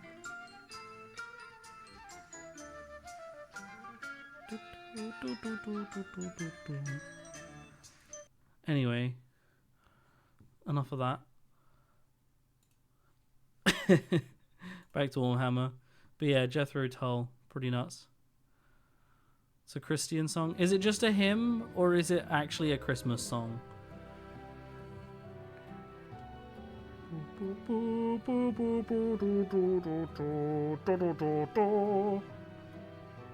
You'd think I'd know. I used to go to church.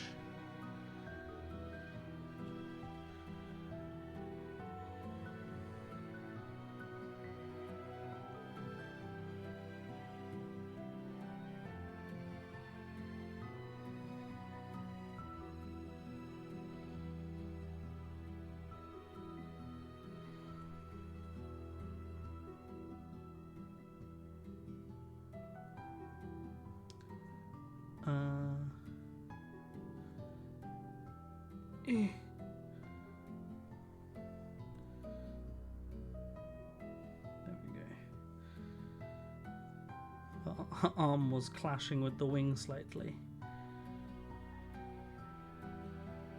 So the thing with being a winged warrior, that they don't actually really breach in any fantasy, is like wielding weapons while flying with wings would actually be really hard. Because your wings would just get in the way constantly. Is that shield too high? Whereabouts should he have that shield? Like there? See, he's got the... In these pictures, you can see the Grimace and the non-Grimace. The non-Grimace, they've still done skin tones. So I guess you really can just do it however you want. God rest merry something. Christmas. God rest merry Christmas.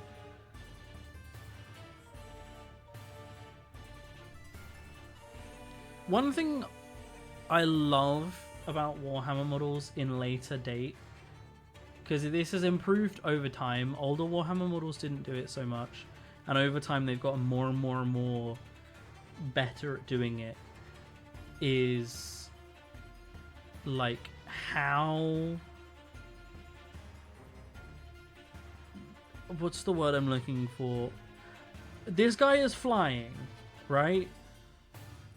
But rather than do what they did in a lot of old models, which is just have him attached to like a transparent stick, they've got him like next to a bit of rubble, you know? So he's going to be like this, and he looks like he's flying, and that there's just a stick there. And that covers up the need for a stupid little transparent stick. There are still some models that have the stupid sticks. All of their ships do. My Helldrake that I've got does, that I haven't built yet. The Helldrake I'm actually buying a custom base for, which solves that issue. I think I showed it on a stream before, but basically it's like a massive plume of fire coming out of its mouth, and like that becomes the base that goes up to its head and holds it in place instead of a transparent stick. But man, like they just look so cool. That looks so... He looks like he's moving, you know? He doesn't look stationary. Stanley fixed it with Namor by having him have small feet, wings, and a spear. Oh, like Boots of Hermes type thing. What rubble do we want on this guy's base? Let's go with 43, which is this one.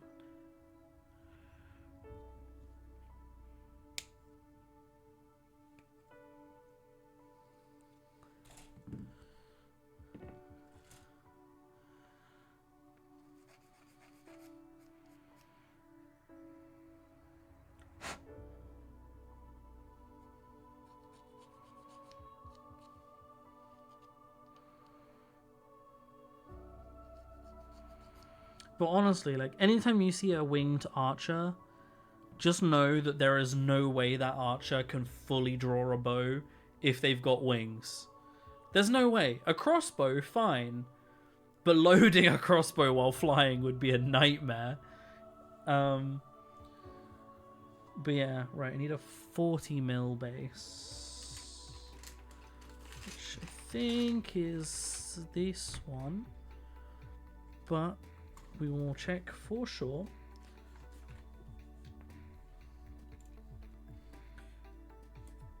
Hermes, but he had a badass spear in his... and this bitch is just low-key Poseidon. It's Percy Jackson. You're just describing Percy Jackson. No, he does... Percy Jackson has a sword, actually. Which is funny, the son of Poseidon uses a sword and not a trident. Although I think the sword has a name... I can't remember what it is, but it has an ocean-y name.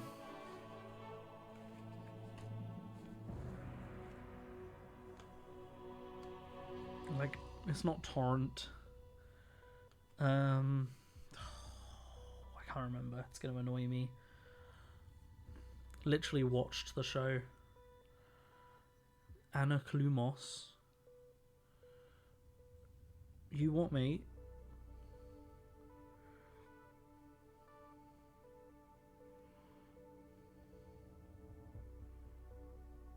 Is that when your friend Moss asks you if you know what something is, and you're like, Anaklumos? Sorry, that was a terrible joke.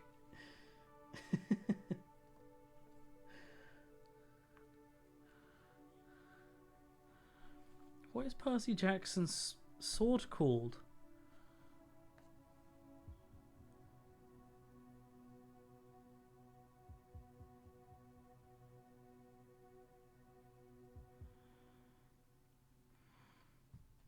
What's a word for like a gushing of water? Time in French it's turbulence, not sure in English. It's something like that.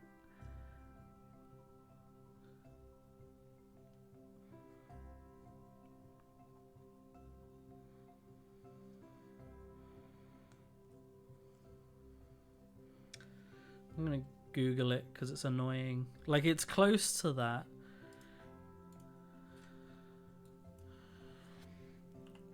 Percy Jackson sword name Riptide. It's called Riptide here. But yeah, Anaclosmos.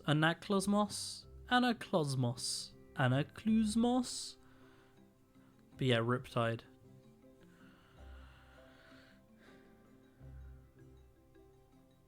Lady running down to the riptide, taking away to the dark side. I wanna be your. Anyway, the boy. Look at this boy. Huh? Have you not heard Riptide by Vance Joy? It was a very popular song.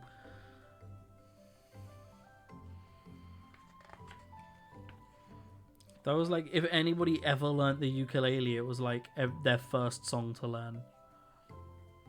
I was scared of dentists at the dark. I was scared of pretty girls that started conversations. All my friends are turning green. Riptide by Vance Joy. You say you're out of touch, but also this song came out. When did this song come out? 2013. Ooh, that's more than 10 years ago now. That makes me feel old. Gross. Hold on. Let's give you a sneak peek. Sneaky peek.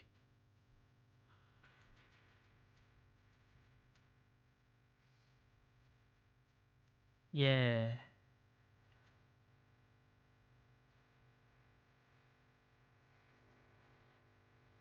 See, I was pretty close.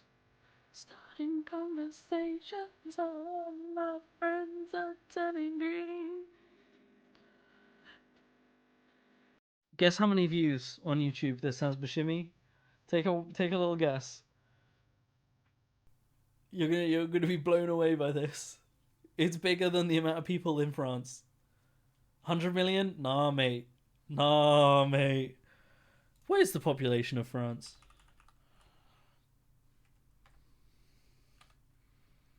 Population.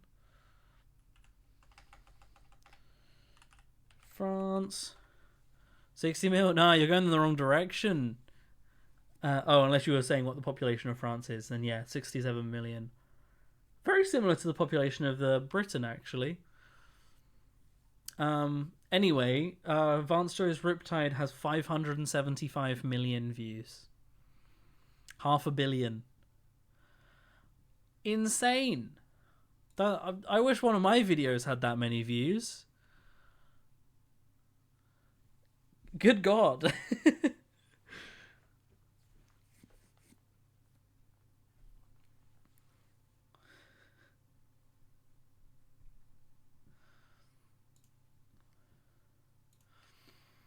Literally, if any of my songs or videos of any form had that many views, I could retire.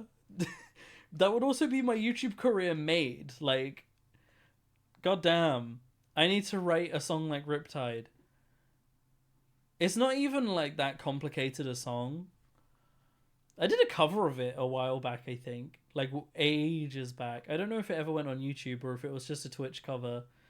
Because I used to do music streams on Twitch. Yeah. How else can I get distracted? We could look at one of my song projects before I build a couple more of these Stormcast boys. Should we give you a sneak peek of a song I've been working on? Which one is the question? We've got my boss music. This is going to be loud as shit. Assuming that my audio actually shares it with this software, Reaper might just be like, no, I'm the only person that gets software. Me.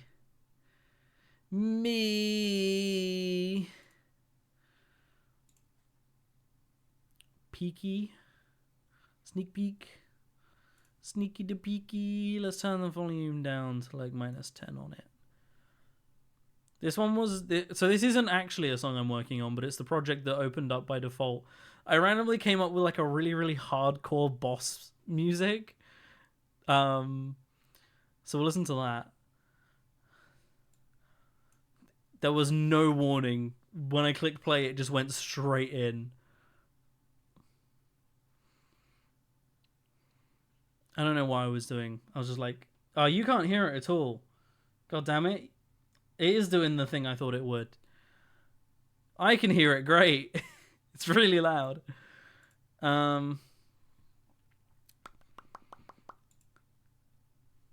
Options, preferences.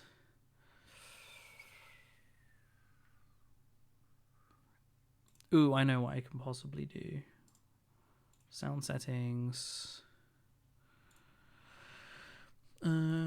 Playback.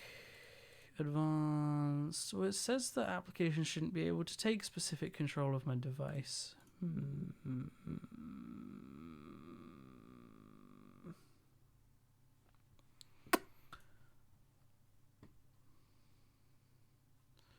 They had to make this complicated, didn't they?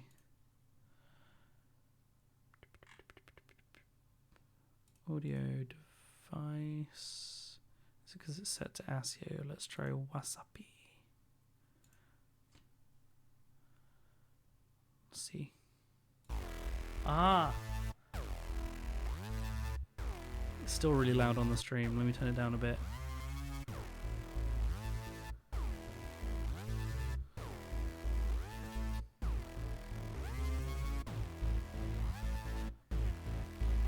But yeah, I don't know what I was doing. It was just...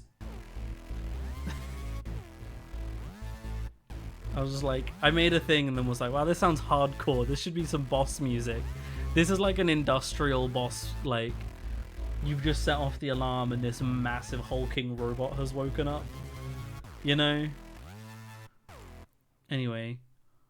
Very cyberpunk. Yeah, I can see that.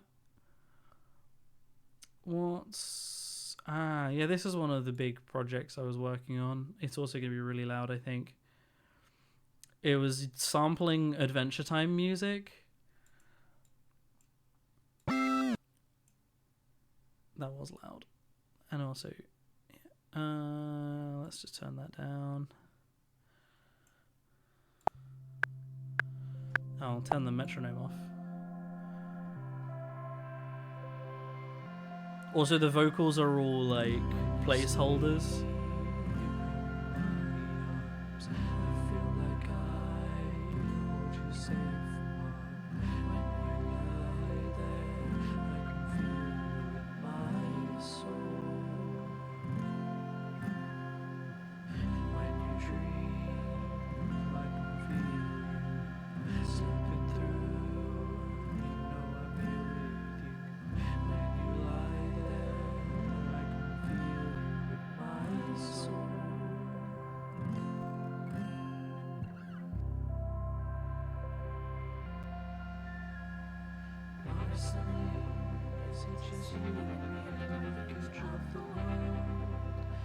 So yeah, you know, pretty chill. Pretty chill. Always liked Adventure Time, and I love that part and the instrument she has. So I was like, I'm gonna sample it and make a song out of it. And then I started, and this is how far I got, and then I haven't touched it in months. I'm so bad. I'm so bad. Right. Anyway. Building models. I'm going to change my preferences back on the thing very quickly though. As you. Thank you. Art block. That, and also just I get distracted and forget, and then don't and just forget to work on things.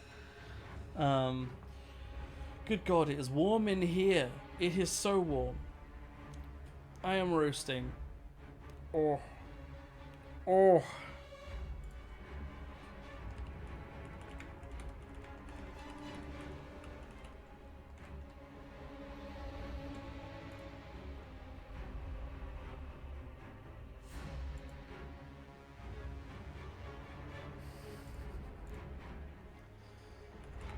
Sorry, George messaged me.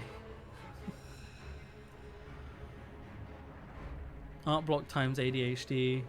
The How to Never Finish Projects cocktail. Yeah, a lot of the songs that I end up putting out, I always end up putting out in a point that I'm like, that I rush it towards the end and it's not quite where it could be, but I also know for a fact that if I don't, it won't be finished. It's the only way I can actually finish and put out a song, because otherwise it will just never be finished. Ooh. Bruh. Why is the Siri voice on my watch is for some reason an American man? On my phone, it's an Australian woman. You're not supposed to sound like that.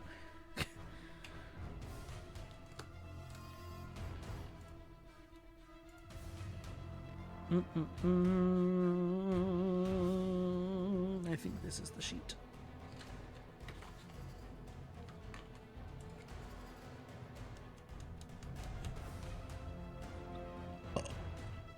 You know. D1, D2, and D3. Easy. 1, 2, and 3. Where's 1? There it is.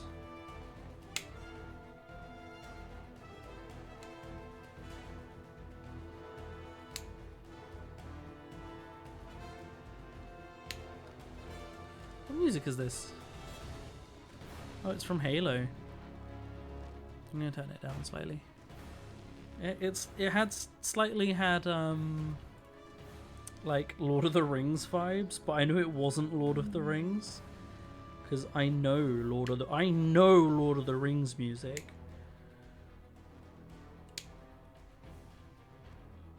Ain't a single Lord of the Rings song I wouldn't recognize.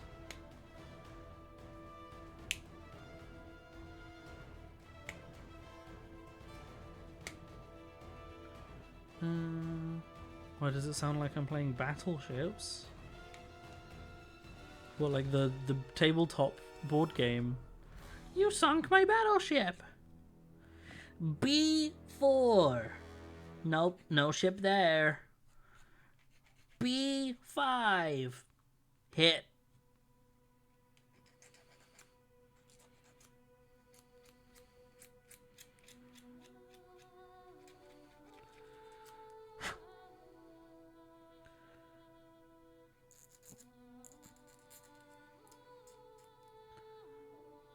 I guess it does sound like that if I'm reading out like D1, D2, D3.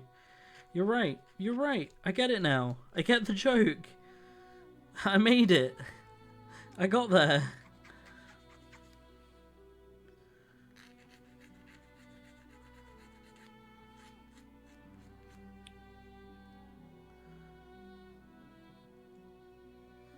I did it, Reddit.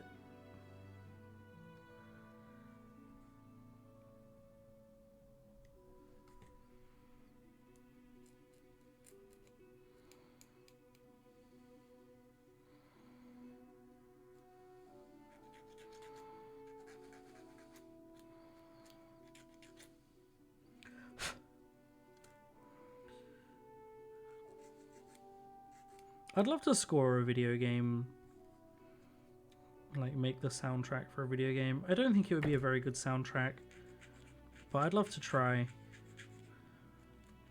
The video game would have to be a very specific vibe though. I reckon I could do a horror soundtrack pretty well. I reckon I could score a spooky game.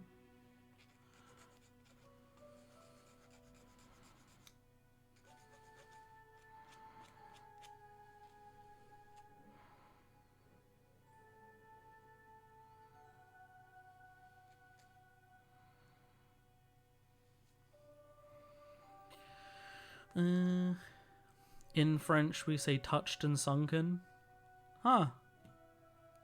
Huh. We do say sunk. We do say you've sunk my battleship. But yeah, we say hit.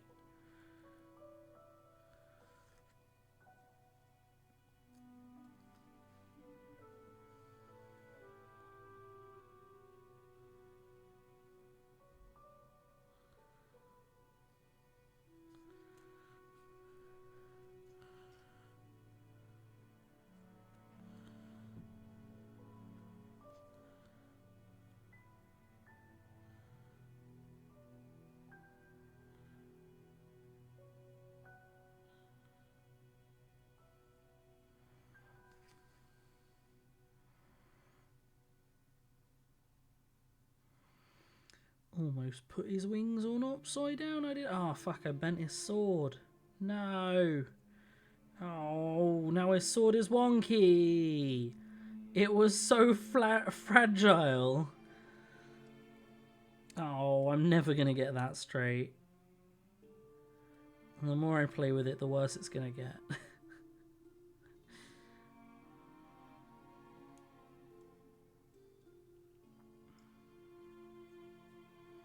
Wings. Wings. Alright, D5 and D6 for the 5th.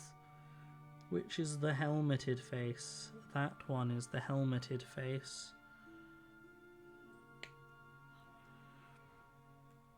And D4. I don't need to be reading out the letters because the sheets themselves don't have the letters on. The letters just to tell you which sheet to use.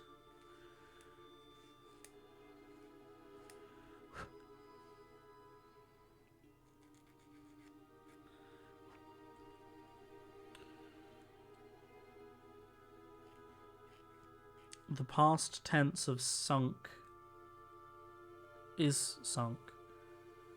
If something were sunk. Or sank? Both? You sunk my battleship? You sank my battleship? God. Sink. Sunk. Sank.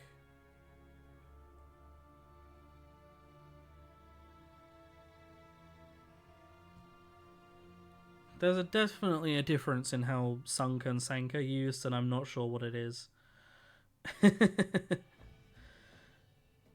It's like affect and effect. Remembering the difference between the two is quite a challenge.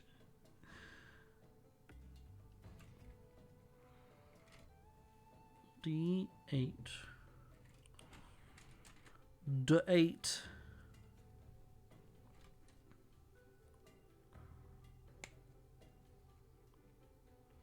Why was 6 afraid of 7?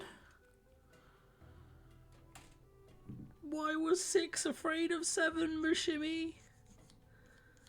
I wonder if you have this joke in France. But because obviously it's a very English joke because it's wordplay. Why was 6 afraid of 7, Mushimi? Because 7, 8, 9, yeah! You do have that joke.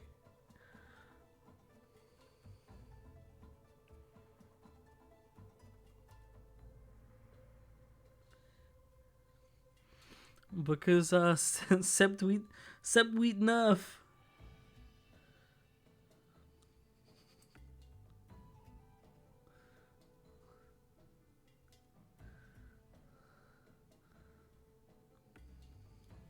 Doesn't quite land the same, does it?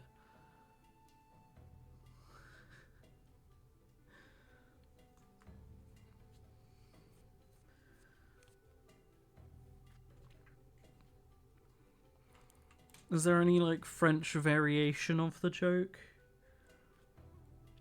Using actual French wordplay?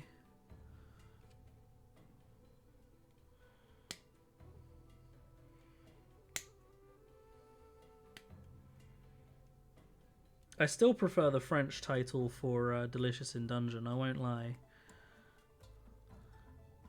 It's definitely funnier.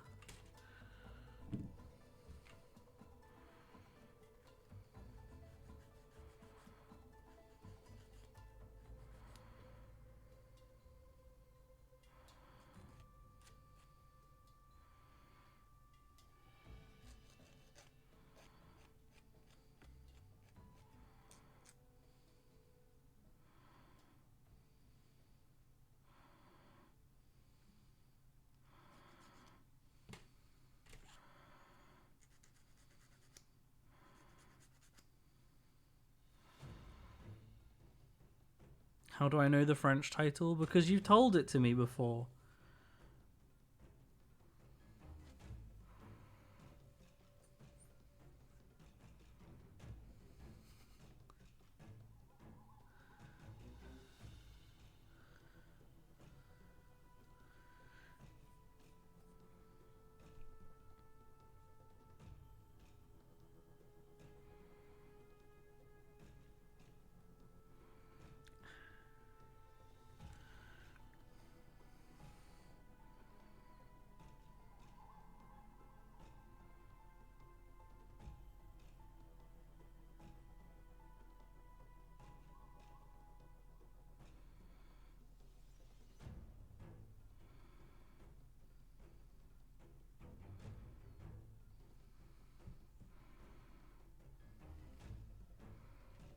Oh, I actually forgot to put the head in. That helps.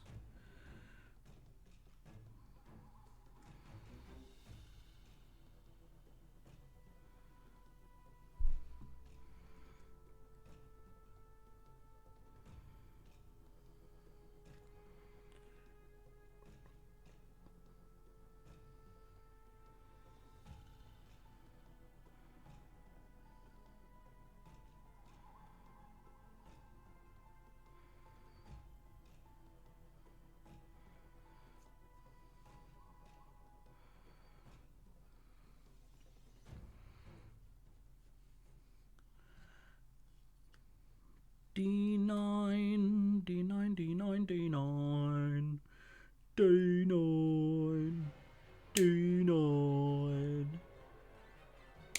Oh, I gotta work tomorrow. Gross. I had today off, but I'm working tomorrow and Saturday.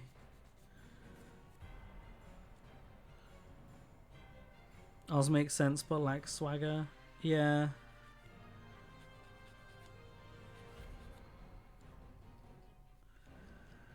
Like, delicious in dungeon rolls off the tongue.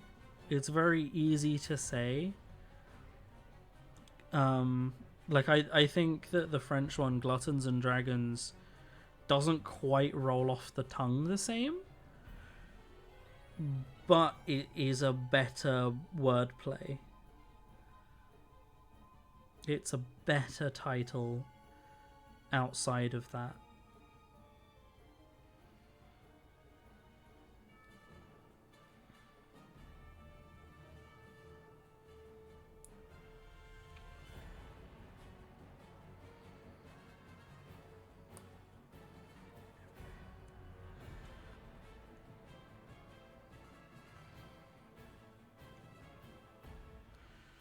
It sounds good in French. Well, I can't remember exactly what it was in French.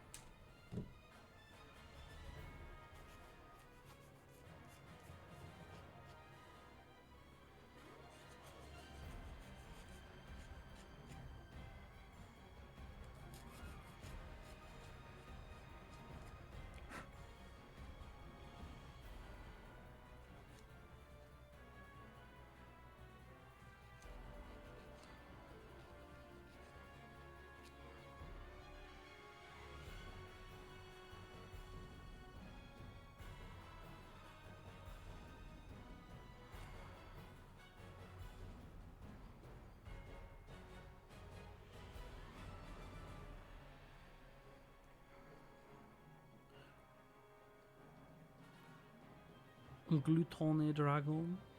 I mean, it's alright.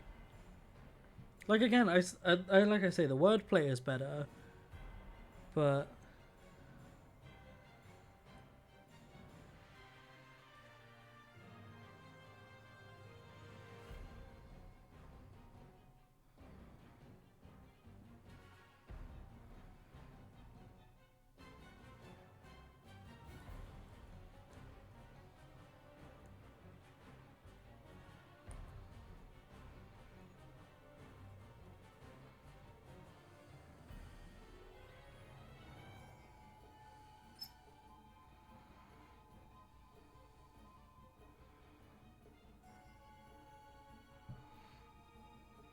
it is a better title than Delicious in Dungeon. So, I can't remember what the Japanese title was.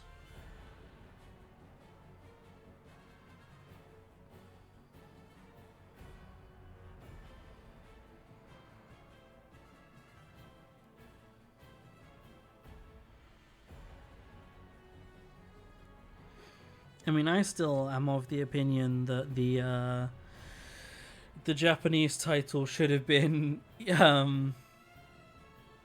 Dungeon Meshi is the Japanese name. Ah, it's kind of boring though. It's kind of boring.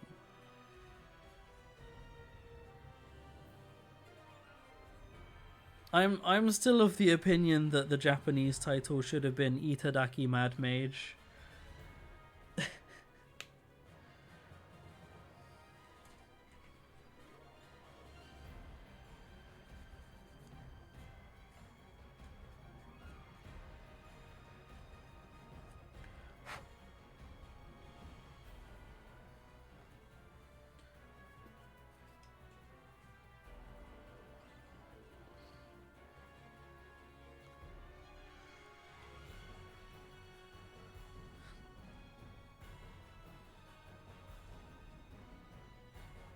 Although how you would translate that, I don't like. Moving wordplay from one language to another is difficult. Like how you would in other languages convey the pun name Itadaki Mad Mage.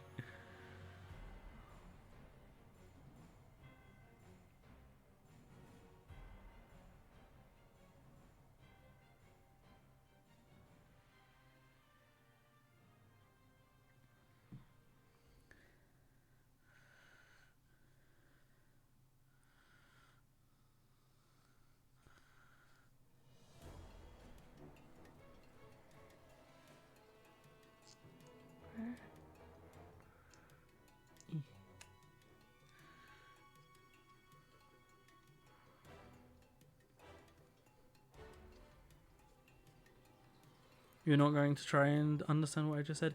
So, in Japanese, itadakimasu means, like, enjoy your meal / like, let's eat. It's, I mean, it's in loads of anime. I'm not going to try and pretend if it's a thing that actually culturally appears that much or if it's just an anime thing, but in anime, they say it before they eat a meal. And it's like an exclamation of, like, everybody eat your food, have a nice meal, type of thing. So the wordplay of Itadakimasu and Itadaki Mad Mage, I think would be really funny. I think that would be a funny title.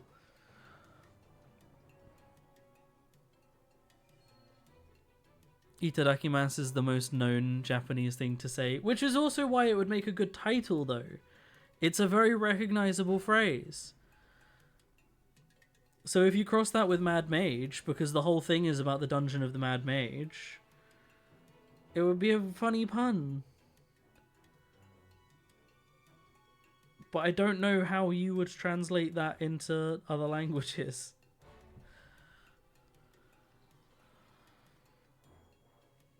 I only explained it because you said that you didn't know what I just said.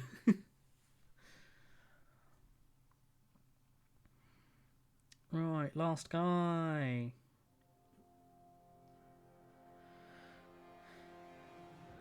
Itadakimasu.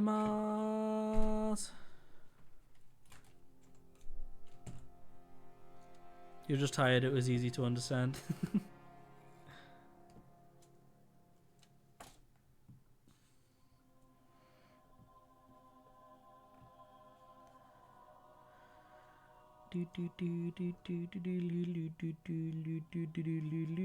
Why did I just suddenly, like... just suddenly picked up an invincibility star? I don't know.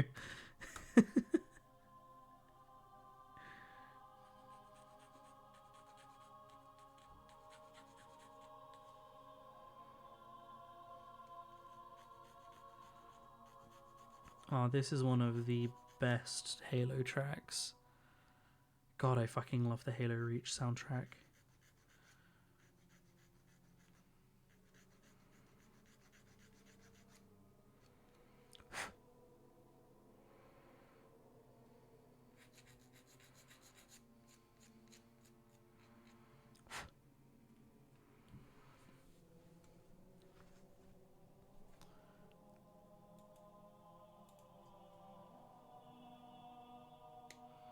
You never played a Halo game? I recommend it.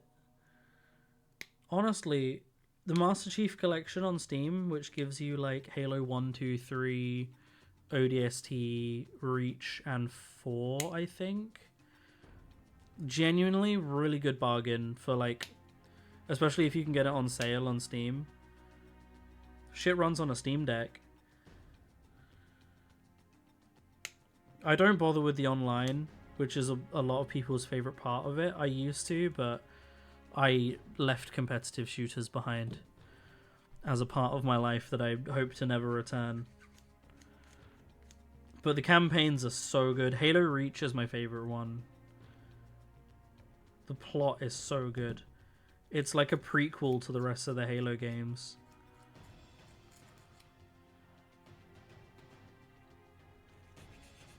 Because in Halo, you play as mostly Master Chief. Obviously. And he's a Spartan, which is what the super soldiers in Halo are called. But he's the last one because of the fall of Reach, which was when basically all of the Spartans, who were actually an anti-terrorist, like they were designed for anti-terrorism by the US military. Reach got attacked by some aliens that they didn't know existed, and most of the Spartans were wiped out, apart from Master Chief. And Halo Reach is all about the fall of Reach and all those Spartans dying, and it's such a good game. Oh, it's so fucking good. You used to get Halo and Doom mixed up. Yeah, Master Chief and Doom Guy do have a very similar vibe.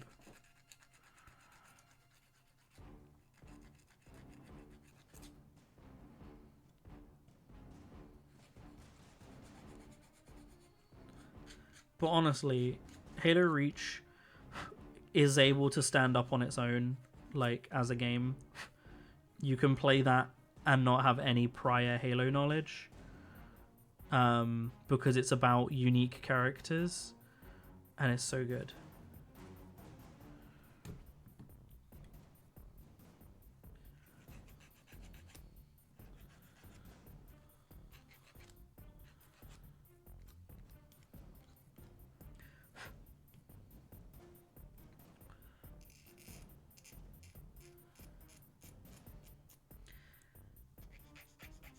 The Halo games also had one of the best game modes. Like, out of any game mode in their PvP, the one I played most was Infection, because Infection went so fucking hard. The only thing you know about the last mission of Reach has just survive as the last objective. Yeah, that's Reach. Yeah.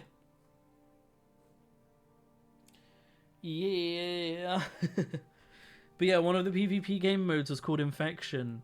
And basically you have like 1 or 2 people that are infected, and they just have energy swords. And then all of the non-infective had shotguns. The infected can die as many times as need be. They can die over and over again. But as soon as they kill someone with a shotgun, that person joins the infected team. And it's literally just, you survive until the time limit runs out and win, or you die. And it was so fun. It was so good.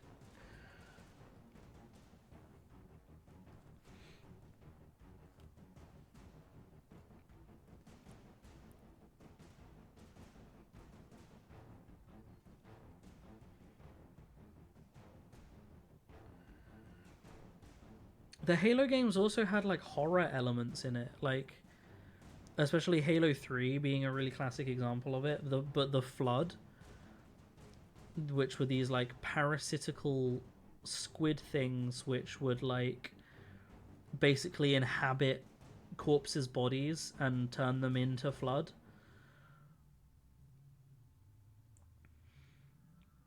So the more of your soldiers that die alongside you, the more Flood there's going to be. And you had like big bulbousy swollen Flood that you shoot and they explode into these little squid things that then go out and infect all the bodies. And they could kill Marines that were still alive. Like, you would just watch a normal Marine stood there, and one of these squids jumps on his mouth and crawls down his throat, and you're just watching him thrash about as he becomes a Flood. and they were basically just this like planet destroying parasite that would just, anytime they ended up on a planet, that it was basically just like, RIP that planet. That planet's fucked now.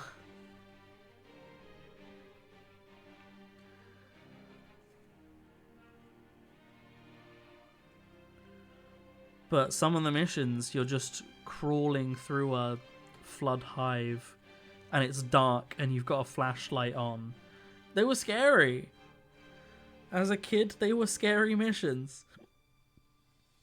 Like, no one went into Halo expecting a horror mission.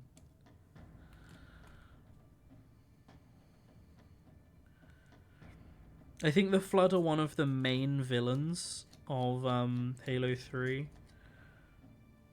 Like, one of the biggest villains.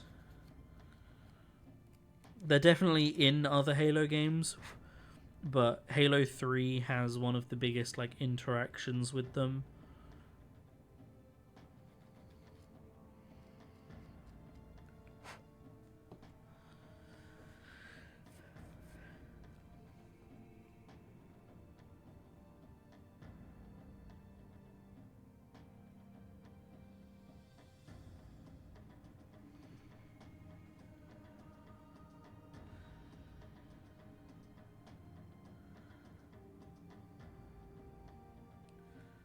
But they were an interesting extra element because, like, in the Halo games, you were fighting the Covenant, which were, like, the aliens, the bad guys.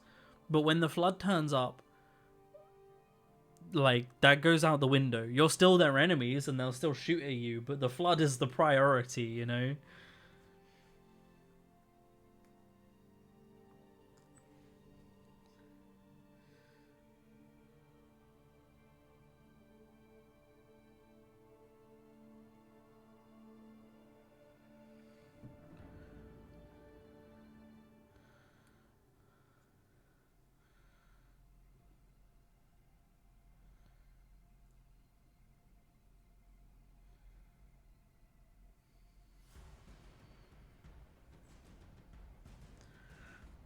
D22.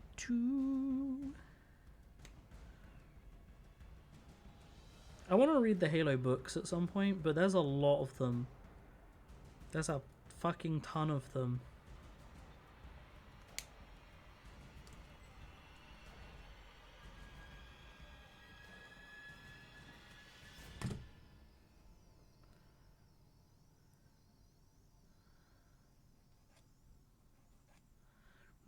They're very much like Warhammer in that there's just a ton of like in-universe books about varying characters.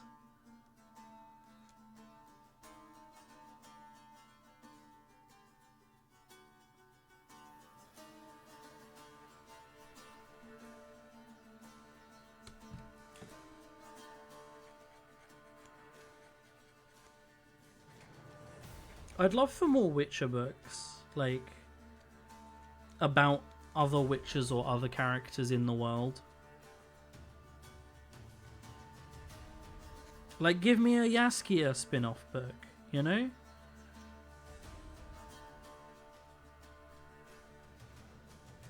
Give me the Tale of Dandelion.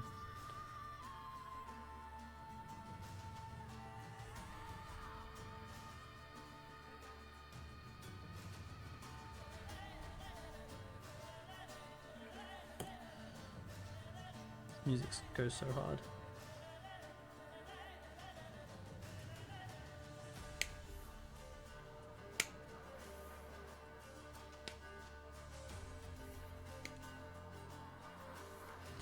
I feel like of the Witcher show, the music was alright, but didn't go as hard as the games.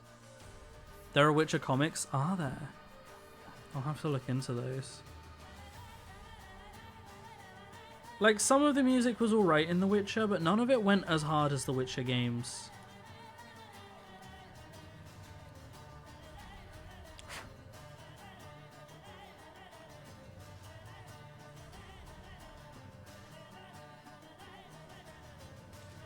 But then I guess you can kind of say that about the whole show. Just none of it went as hard as the games. It's sad because season 1 was so good. Why did they have to ruin it? Why does Netflix have to be Netflix?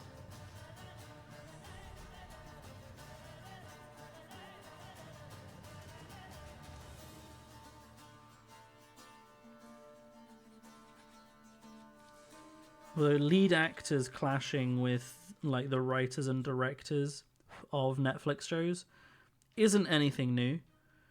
A really good example is Jenna Ortega playing Wednesday. She apparently changed a bunch of lines or just like did things in that show that weren't scripted because she didn't agree with what the actual line or script was for that scene, and was like, "No, this isn't what Wednesday would do," which I respect.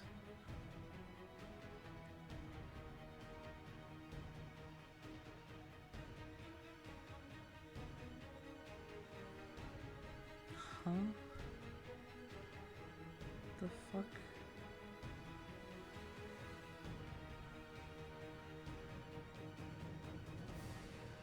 What connects? What? What is connecting where with this piece?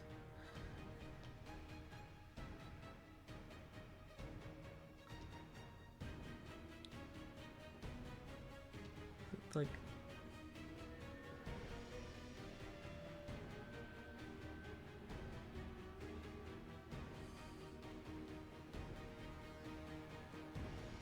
Huh? Huh?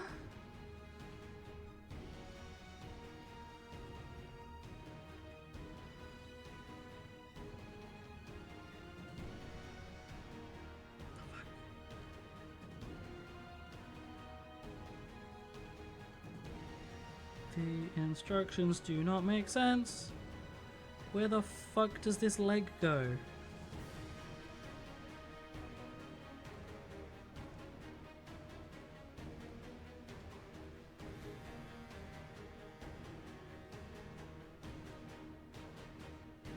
Is it that in there? That doesn't make any sense. This must be infuriating to watch right now. Ah, I had to like loop the belt bit round.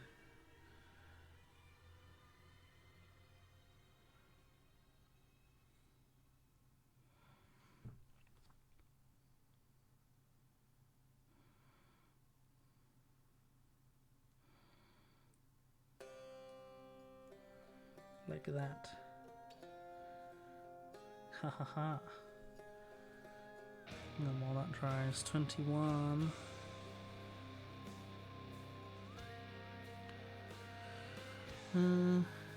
Bit odd to be playing around with holes. Can you ever be too old for that?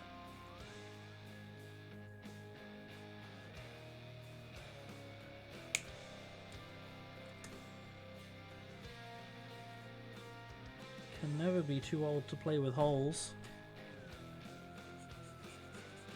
Assuming that those holes are consensual and also adult. Because you can't be too old, but you can definitely be too young. Blue the Nerd 2024.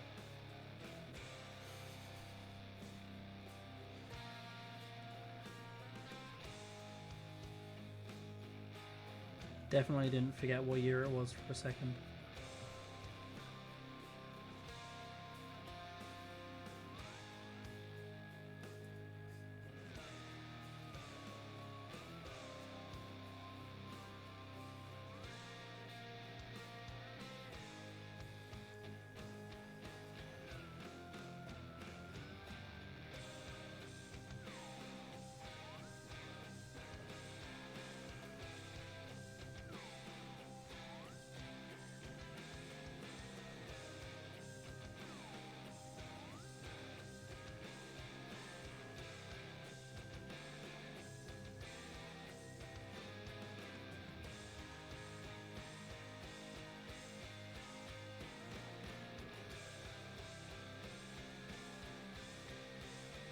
Still never recovered from the, you're uncomfortable with the vibe that you have brought to the stream. I still never recovered from Karlak's death, you know? I'm still not over that, by the way. I still think about that sometimes. Like I've legitimately lost a loved one.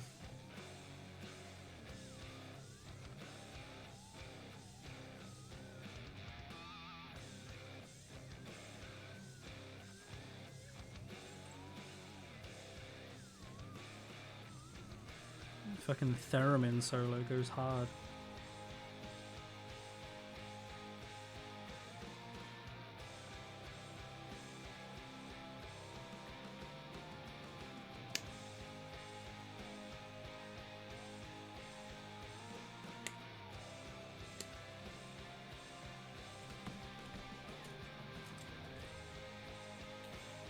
Don't know if I want spoilers about other endings for her. Well, I know that if you turn her into a thingy, an illithid, she doesn't die. But also she's an illithid, which doesn't seem like that great an ending to me. I don't know if there's a way to just not have her die. I'm probably not going to play the game for a long time, so...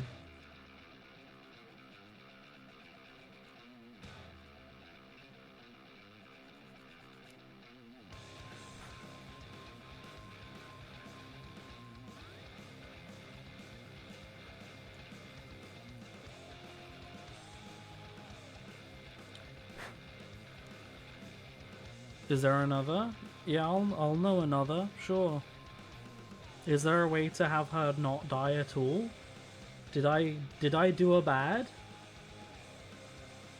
Can you, like, send her back to Avernus? Because she didn't want to go back to Avernus. That definitely wouldn't be a good ending. She would not be happy with me.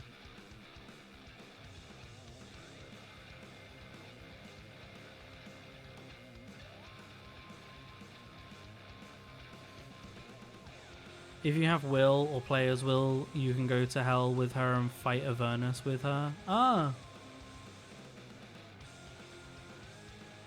That would have been a fun one, but also she really didn't want to do that. She really didn't seem up for it. And we did also accidentally send Will to hell, so... about that. Bent the spear slightly.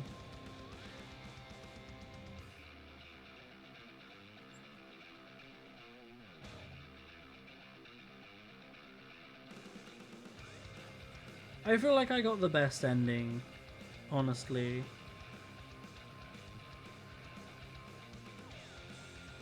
She seems pretty happy to not be alone in that ending. What, in the one where you go to Avernus, or in the ending I got? Because she seemed pretty happy in the ending I got. Like, obviously she didn't want to die, but I was there with her till the end. And then fucking the god of death comes up to me and is like, her soul is waiting there for you when you eventually die, and then you can both move on together, which is I have not recovered from that, from being told that information.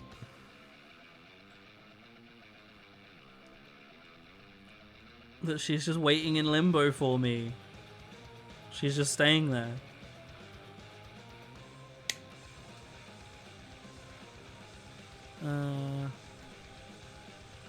With her and Will charging straight ahead. But I like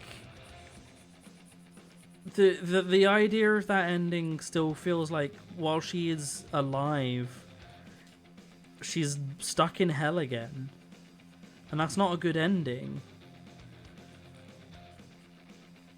She's just doing more fighting. She's doing the exact thing that she didn't want to have to do anymore, you know?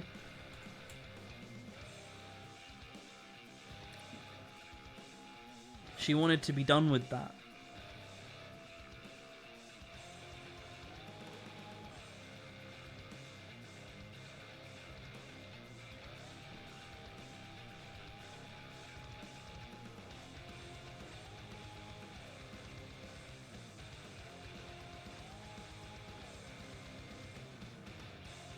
I like the ending of her, you know, going to the afterlife and waiting for me. I think that's so, like, it makes me sad, but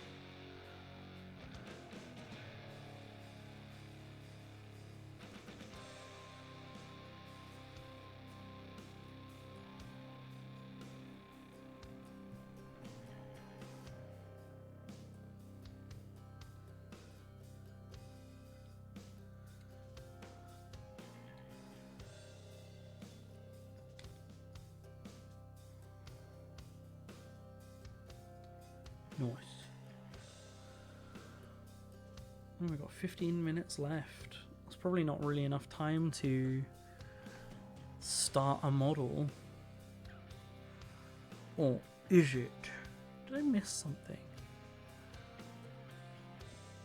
Oh, I think it's just that depending on whether you go for the champion or not changes what shield he's holding. Yeah.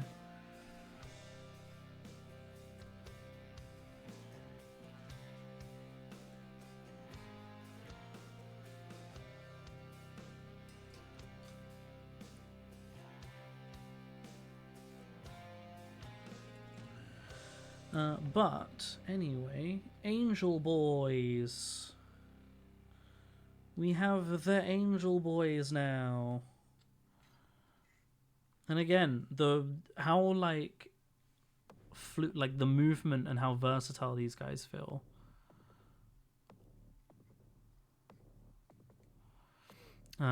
It's like Astarion, his good ending isn't the best one technically, but everything else is fucking horrible for him in one way or another.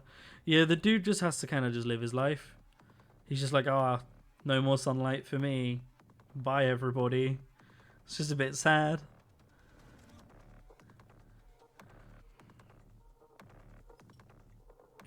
Stormcast Eternals.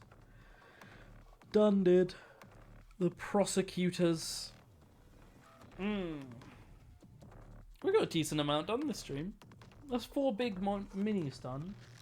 Because we also got this boy done. What's happening now? I'm deciding whether I want to build probably this guy. How many pieces does he have? 2. So 1, 2, 3, 4, 5, 6, 7, 8, 9. I mean, that's not crazy. I could probably get that done before the end of stream. Oops, I accidentally paused my music.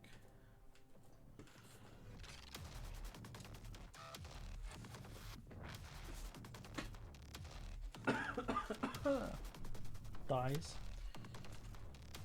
What sheet is he on is the question. B. There's a B. Well, it will be this one. But he's not the only guy on there.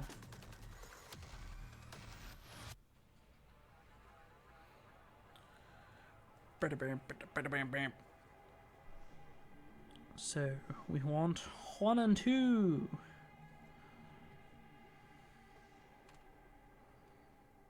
We're going to try and speedrun this boy.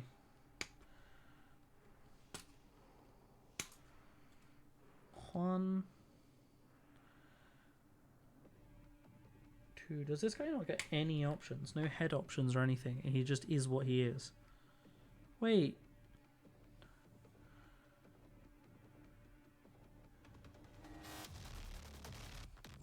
That's not the same head. You should have a blindfold on. But that was definitely 2.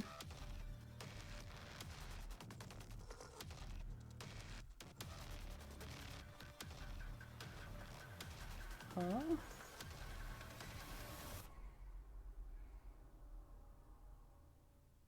Do any of these heads have blindfolds?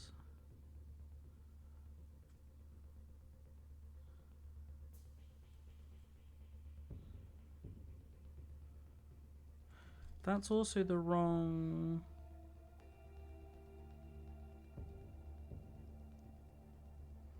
That should have a hole in it there. Yeah, that's the wrong piece. Ah, he isn't on this sheet.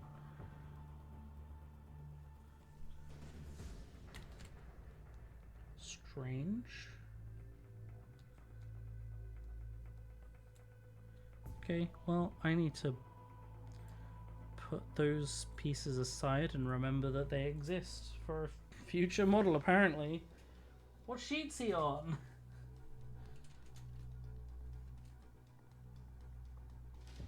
Ah, there's a sheet that had fallen over. He's on this one. Damn it. My speed run. You got 10 minutes to try and build as much of him as possible.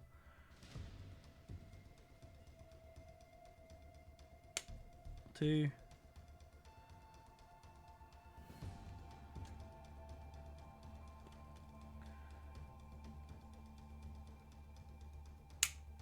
One.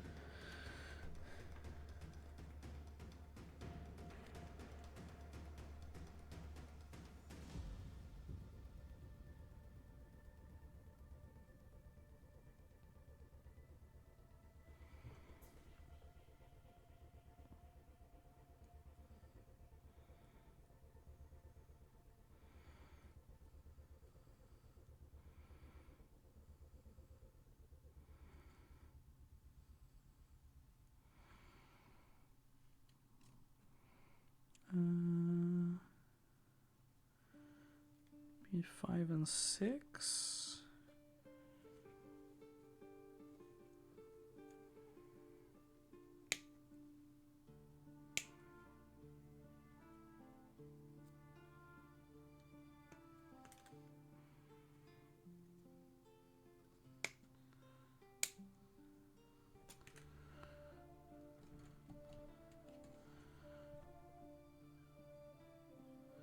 Speedrun stat, try to wiggle to the side while you bleep blop to fall through reality and end the level early. No, I don't want to end up in the back rooms.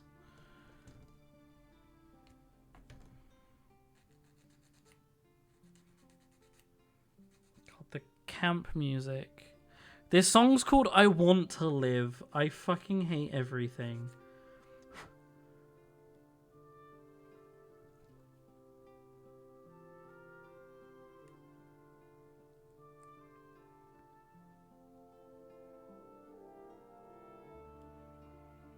You notice so much of the music when you listen to it like this that you never notice in the game, like all the layers of instruments and everything.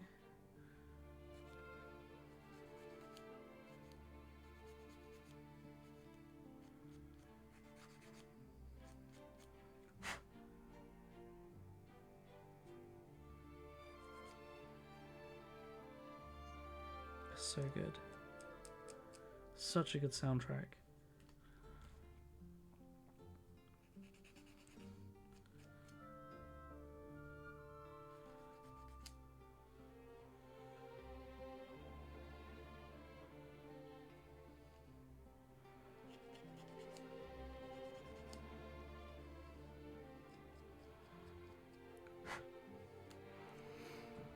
You know, a fun thing about speedrunning? In Metal Gear Solid 2, there's a speedrunning skip called the Boba skip, named after the person who discovered it, a Twitch streamer called Boba Witch. And she discovered it by accident. She's not a speedrunner. She wasn't speedrunning the game. She was just playing it. She accidentally glitched through a door. and was like, "Oh, well, I'm sure that I'm sure that speedrunners will get a lot of use out of that." And the skip was named after her.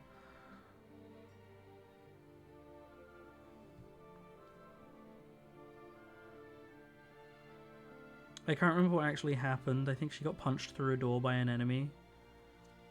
Like a locked door. Before.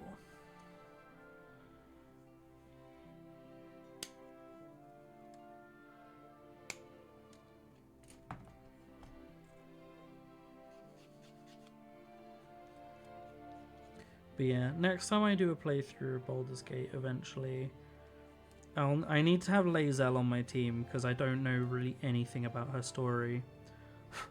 I'll be doing an evil playthrough, and I'm pretty sure Lae'zel you can do an evil playthrough. I think.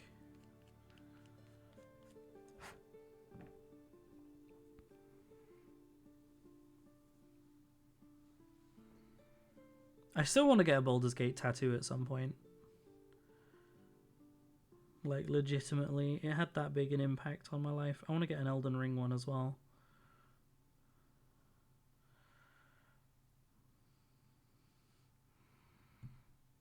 Genuinely one of the best games ever made. Like, top games of all time.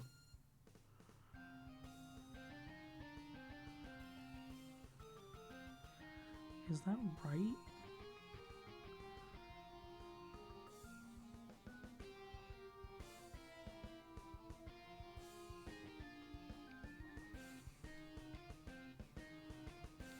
I Want to Live is an actual song sung in the game. If you go behind Astarion's tent, you can hear the version with the singing. Ah, the version's probably in the playlist.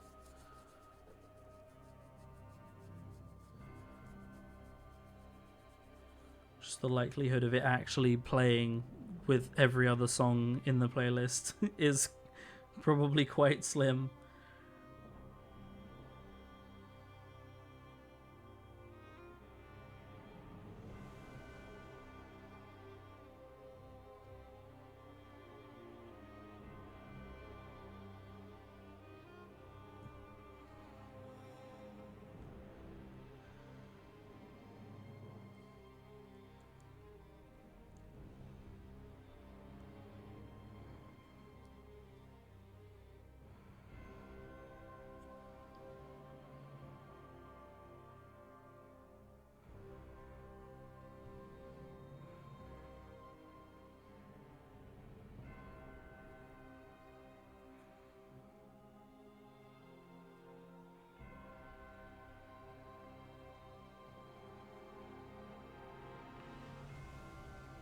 Five minutes left. Yeah, we're getting there. We're getting there.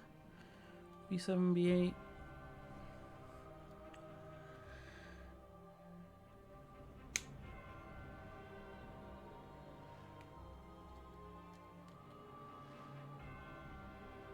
Elden Ring music just to really make it like urgent, you know?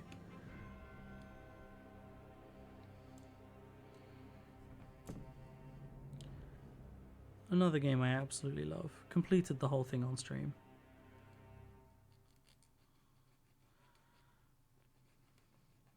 I love that Elden Ring is such a deep game. Like, you can... I put tens of hours into the game before I ever beat it, you know?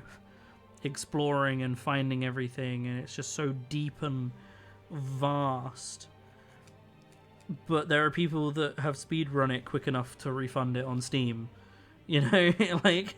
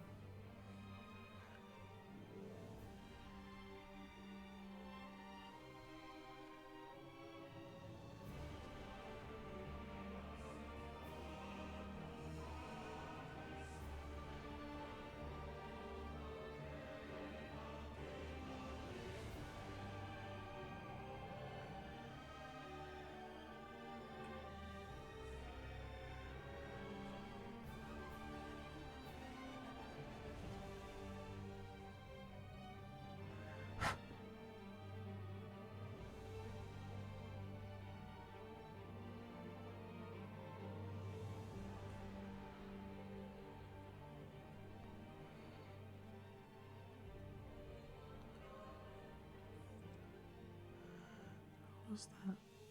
Like that? Okay.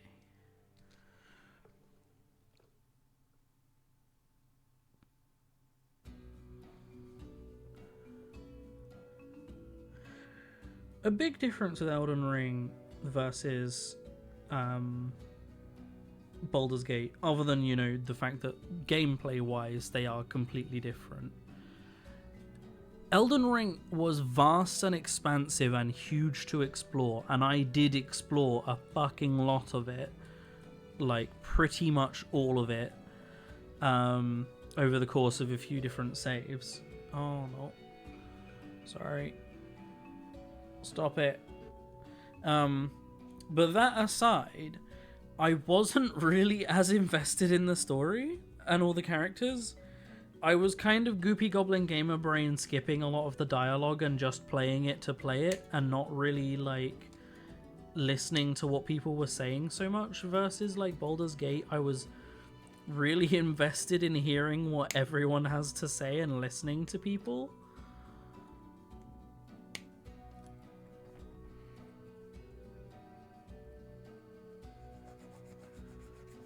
In Elden Ring, if there was a point where someone was just sat down talking to me, I would just skip most of their dialogue. Like, I'm here to fight. Talk to me in a boss fight. Fine, I'll listen to that. I'll have to. Many times.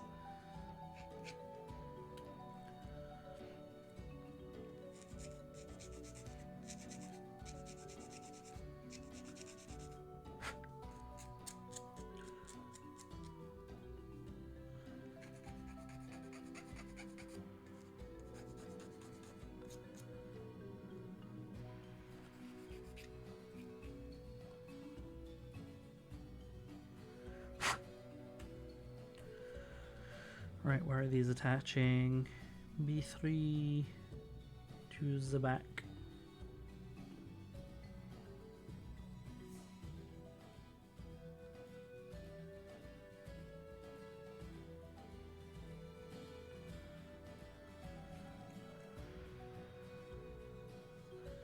That one is the one that goes on the back.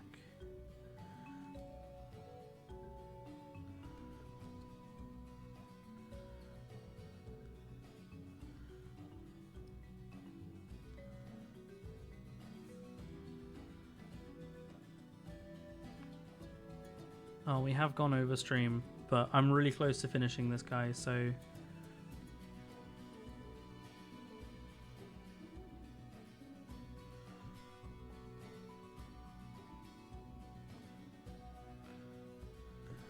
Let me just finish him.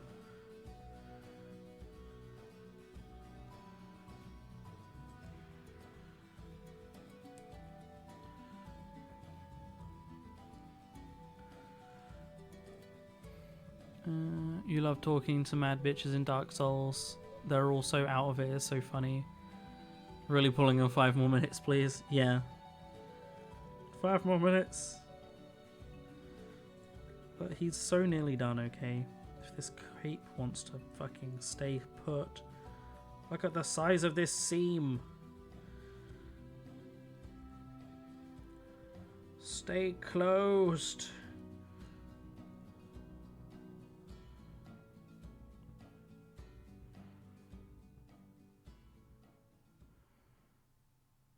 There is going to be a shield on his back. That might cover it up a bit.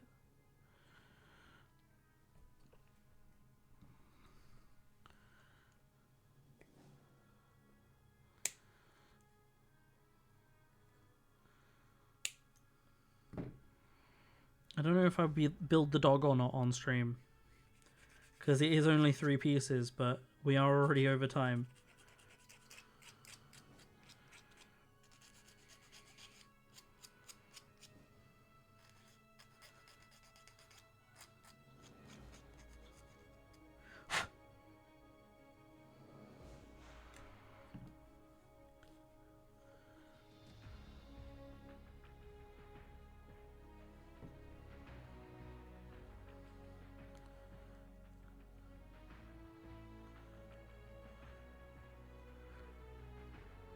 Just like that.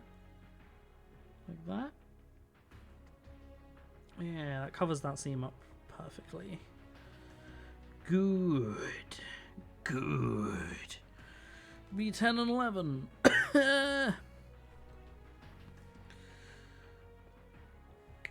But yeah, I don't want to be. I won't do the dog on stream. I don't want to be too late because I also need to go to work tomorrow. So yay.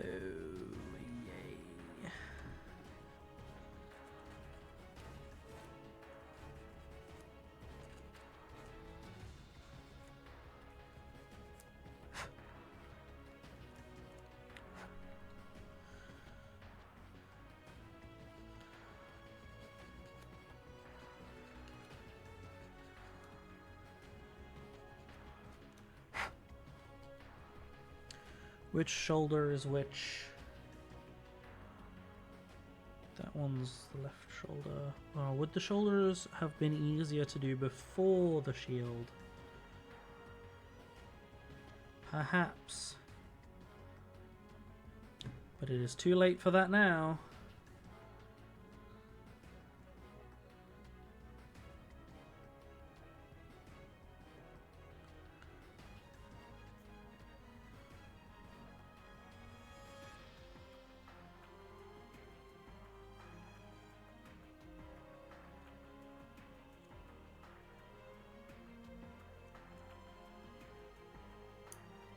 Hey, right, base. What base does he go on? 40 mil.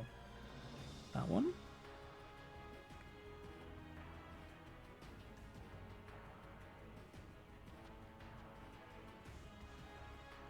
Yeah, I believe so.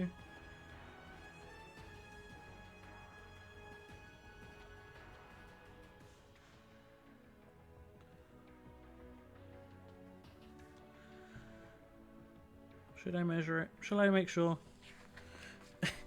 just in case. Yep, 40 mil. Good.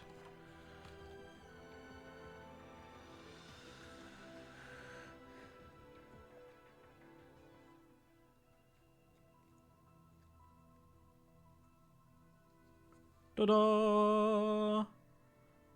The boy. Nice. Isn't he cool? And that is where I shall end the stream. So thank you very much for watching Wishimi, and thank you to anybody that watches the VODs or anything else. There's not going to be a video this Saturday. Well, there is. There's going to be a 1 minute long video this Saturday, and it's going to be of me lying in bed going, there's not going to be a video today because I have COVID. So look forward to that. I would have done a video in the week instead, but I just haven't had time. So yeah, that's going to be the video. So yeah, anyway, normal video again next week. See you in the next stream. Goodbye. Thank you for watching. Goodbye. Where is my mouse? Goodbye.